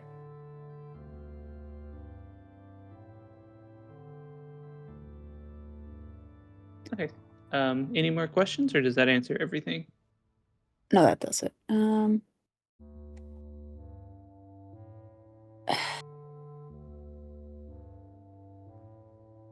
How far away is a no creature 2? Would I be able to sprint towards him and attack him, or would I have to attack him from He is far away? 40 feet away from you. If you hit right click on your hold it and stretch to it.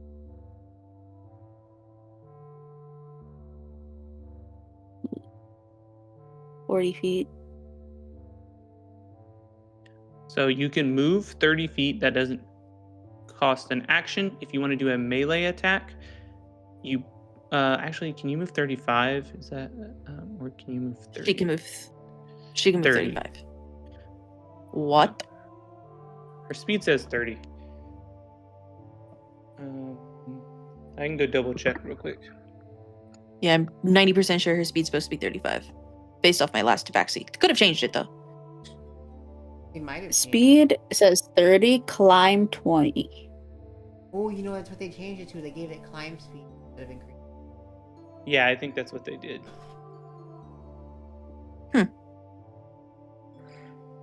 Yeah, your speed is 30 feet. Yeah, that's right. They did change. So you can move 30 feet, which will not put you... Actually, what's your quarterstaff range? Is it 5 feet? I'm going to assume it's 5 feet because it's a melee attack. So I don't think you'd be able to, but you can get in range of a spell if you need to.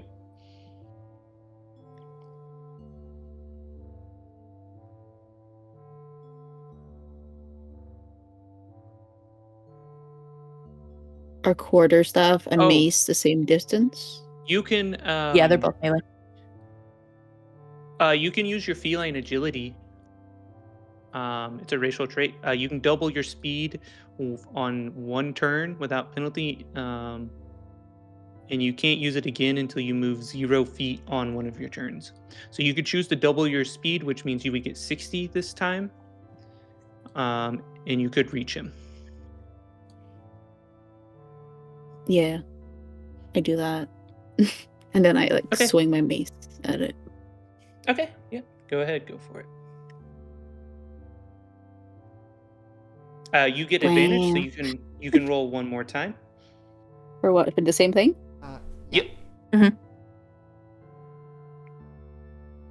All right, you got a hit, and we'll take the higher damage because that's funner. And that is number 2. Or number 3. That should be number 2. I lost my labels, sorry. Yeah, it's 2. Cool, I was right. Nice turn. I am going to mark this health down. All right. Lilitu is next. I shout at Cecil, "How are you feeling?"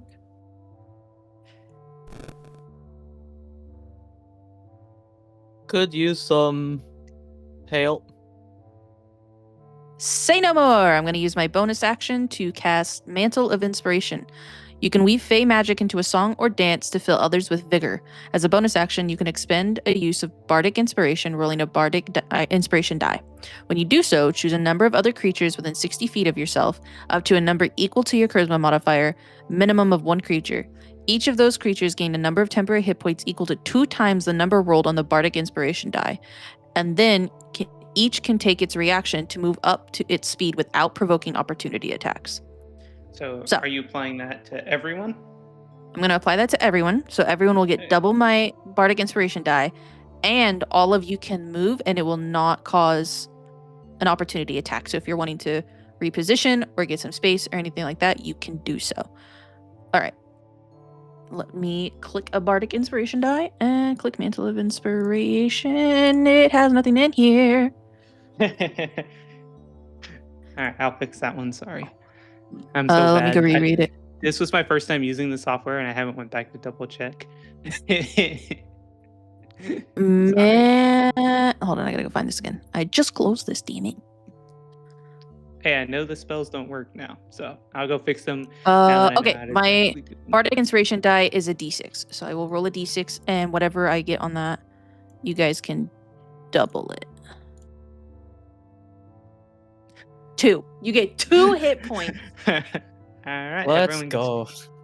2 extra hit points. And then again, you can move if you want to. That was my bonus action. Sure. I will now use Vicious Mockery on creature 3. All right. And I will read that. You unleash a string of insults laced with subtle enchantments at a creature you can see within range. If the target can hear you, it must succeed a wisdom saving throw or take 1d4 psychic damage and have disadvantage on the next attack roll it makes before the end of its next turn. All right. For 2 damage. Lots of 2s. Yeah, so I hit creature 3 for 2 damage, assuming it doesn't. I was writing down so I didn't forget the disadvantage in case it fails this.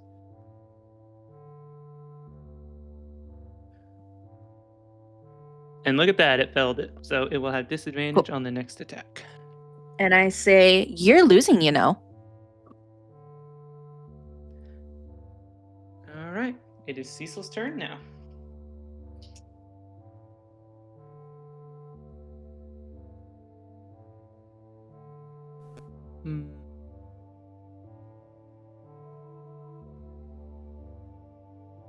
Hearing the mockery, I also join in saying, what would I say? Such a lowly creature, thinking it could best me. And then just attack again with the rapier. Oh wait, I forgot. Oh. Advantage. You got Roll advantage. another. You can roll another. Yeah.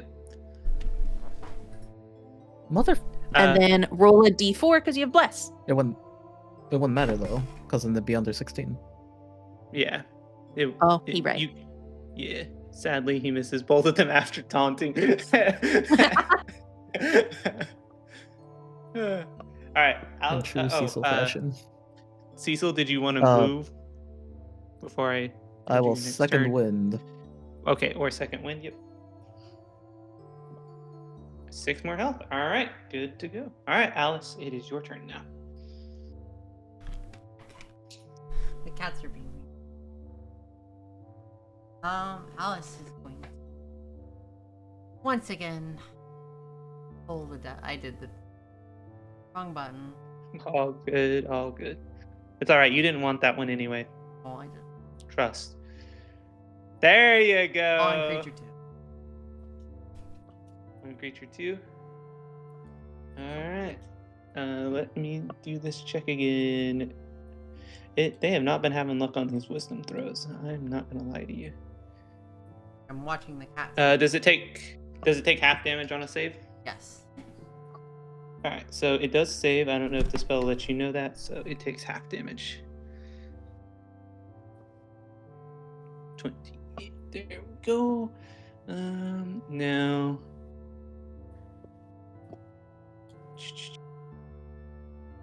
It is creature 2's turn. And, Cleo's in its face, so it's going to take some swings at Cleo.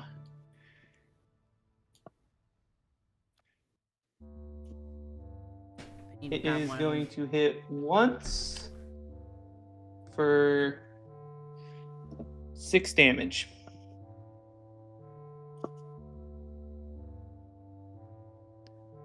And that's its turn. It is now your turn, Cleo.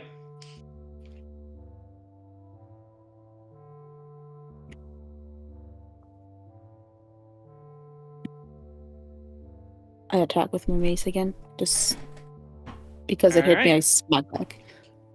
Go for it. Sounds awesome. Ooh, big rolls. Was there anything from your buff damage-wise, Lilith? Nothing, right? No. Damage-wise, no. Just wanted to confirm. All right, that hits.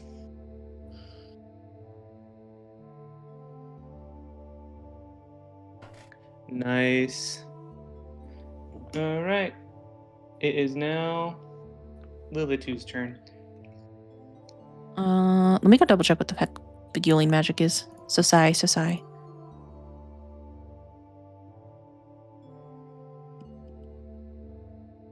I have a lot of extra things.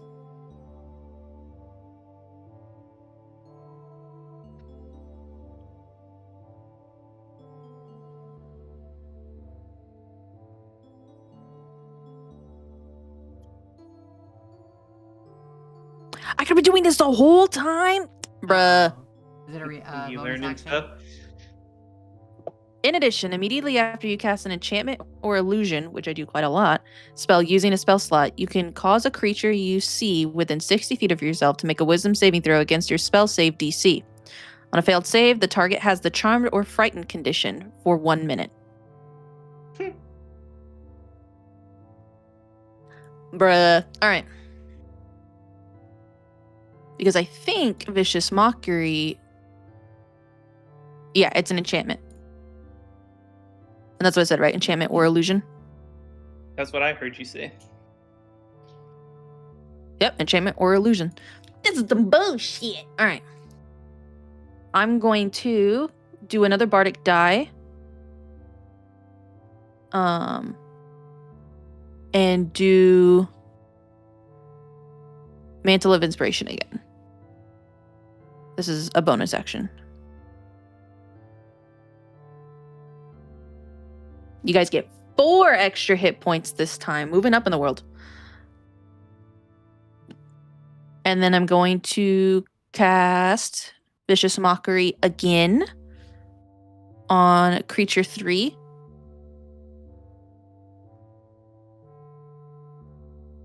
Massive damage. Oh my god, I cannot believe. So it needs to make a wisdom save?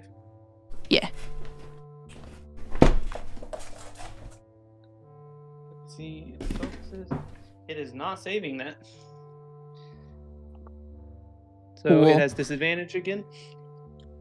It has disadvantage. I'm going to say, my friend misses, and you still are worse. And it is frightened for a minute because of the beguiling magic.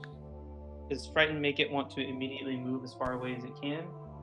Yep. Let me double check frightened. Okay. Is that from you or from Cecil? And Me. And I need to move it immediately now? Yep. All right. I think. So you might double check that, but that's how I understand it. We'll play it like that this time, and I'll write it down to double check that rule. So Cecil, you'll get an attack of opportunity. Okay, how do I roll that? Do I just do a regular attack? You just, do your regular sword attack. With advantage? With advantage? Yep.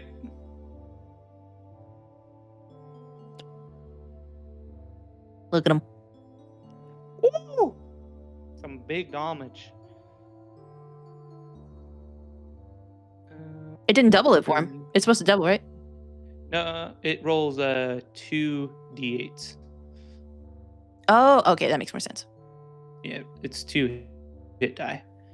And then I've got to move him 30 feet from you. And you can tell me if I'm wrong. But I believe this is the correct line. Or good enough. Yeah. All right. So,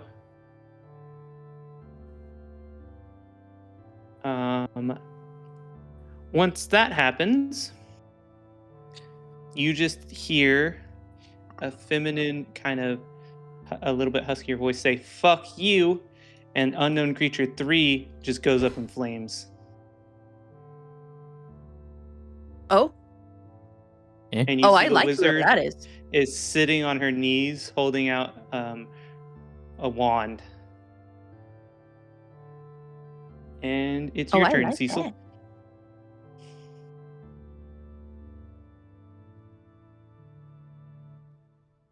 Wizard being What would Suyin? you like to do? Yes.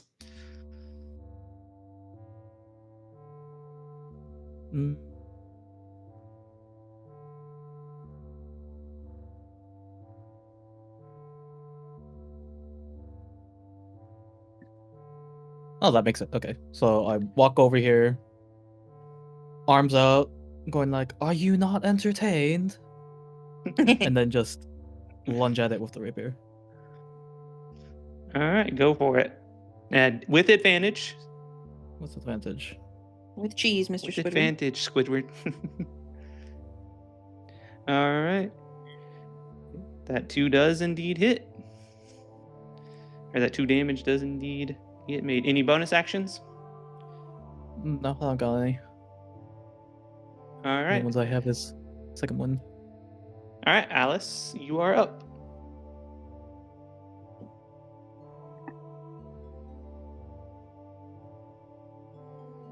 I'm gonna cast Toll of the Dead on the last creature. I did this thing again. Hold on. Oh, that's a high roll. Oh.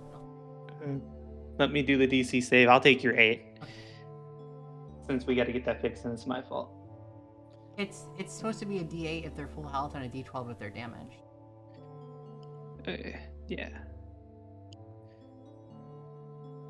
Actually, that may have to be something we do manually from now on. I'll see if there's a better way, like in the UI, to do it, like a way to simplify it. All right, good damage. It failed that time, and now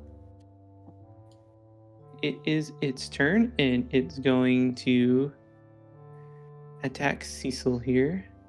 This one does not have disadvantage or anything. Correct.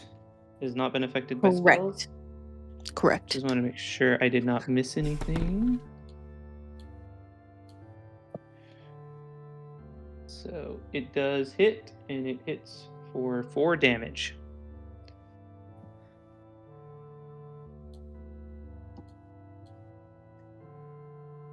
All right. It is your turn, Cleo.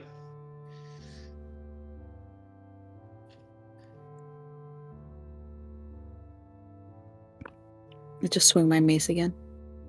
Let's go with advantage. How do I do that? Just click your attack again. But for future reference, if you want to know how to do it from the beginning, you can right click and you can do with advantage, I think. Oh shit! Ooh. All right. How do you want to kill it? A mace to the head and it just drops. All right. Just 2 loud thuds. A sickening crack. And Head is its body basically hits- mush. Yeah. Basically. Go ahead. Sorry, I didn't mean to steal your thunder. No, that's it. It's just basically mush. All right. They are all defeated. The wizard is slowly getting to her feet, breathing heavily. And that is where we will end the session. Oh no, it's over. All right. Just a session. Just a session. Good time too. Like spot on 4. Yeah, Mimi wanted us to be done earlier, so. Oh, okay. What? Oh, just last time we went like 2.5 hours over. It's not actually a knock on you or anything. I was just making a joke last time. It was like till 12 or something our time. So We managed our time better this time. yes, we didn't have the 2 hours of tech difficulties and stuff. So I was not talking shit or anything, Mimi. I was just making a joke, because I know it's very late for you guys versus us here. So, but yeah, that is the end of the session. Yeah. I don't know when we're gonna play it. I was up long. Yeah, you were, Crystal. I think the soonest would be. Yeah, I'll get a Google Calendar set up. I'm gonna write that in my notes right now. I'll send in Discord. You guys think the 8th is when we're wanting to play again? I can plan for earlier and back up for Jan 8th. It does, or Jan 8th, Feb 8th. Does not matter.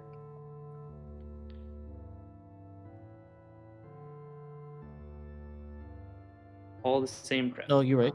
Jan 8. Let's roll back time. Right. I like causing paradoxes. Let's do it. Well, it's because I won't be here on the 25th and the 1st. So. Going with me. It's all good. But yeah, you guys, I will leave the game running, so you are safe to leave the game. You won't lose anything. You're welcome to type in your notes section or whatever else you need to do. Oh, each. But yeah, that is the end. I will make a note to fix character sheets because I didn't know how the software worked, and I forgot to go back and double check everything because we haven't played a session where we got to use all of your guys' different spells, so that was a good learning experience. I'll get those worked out.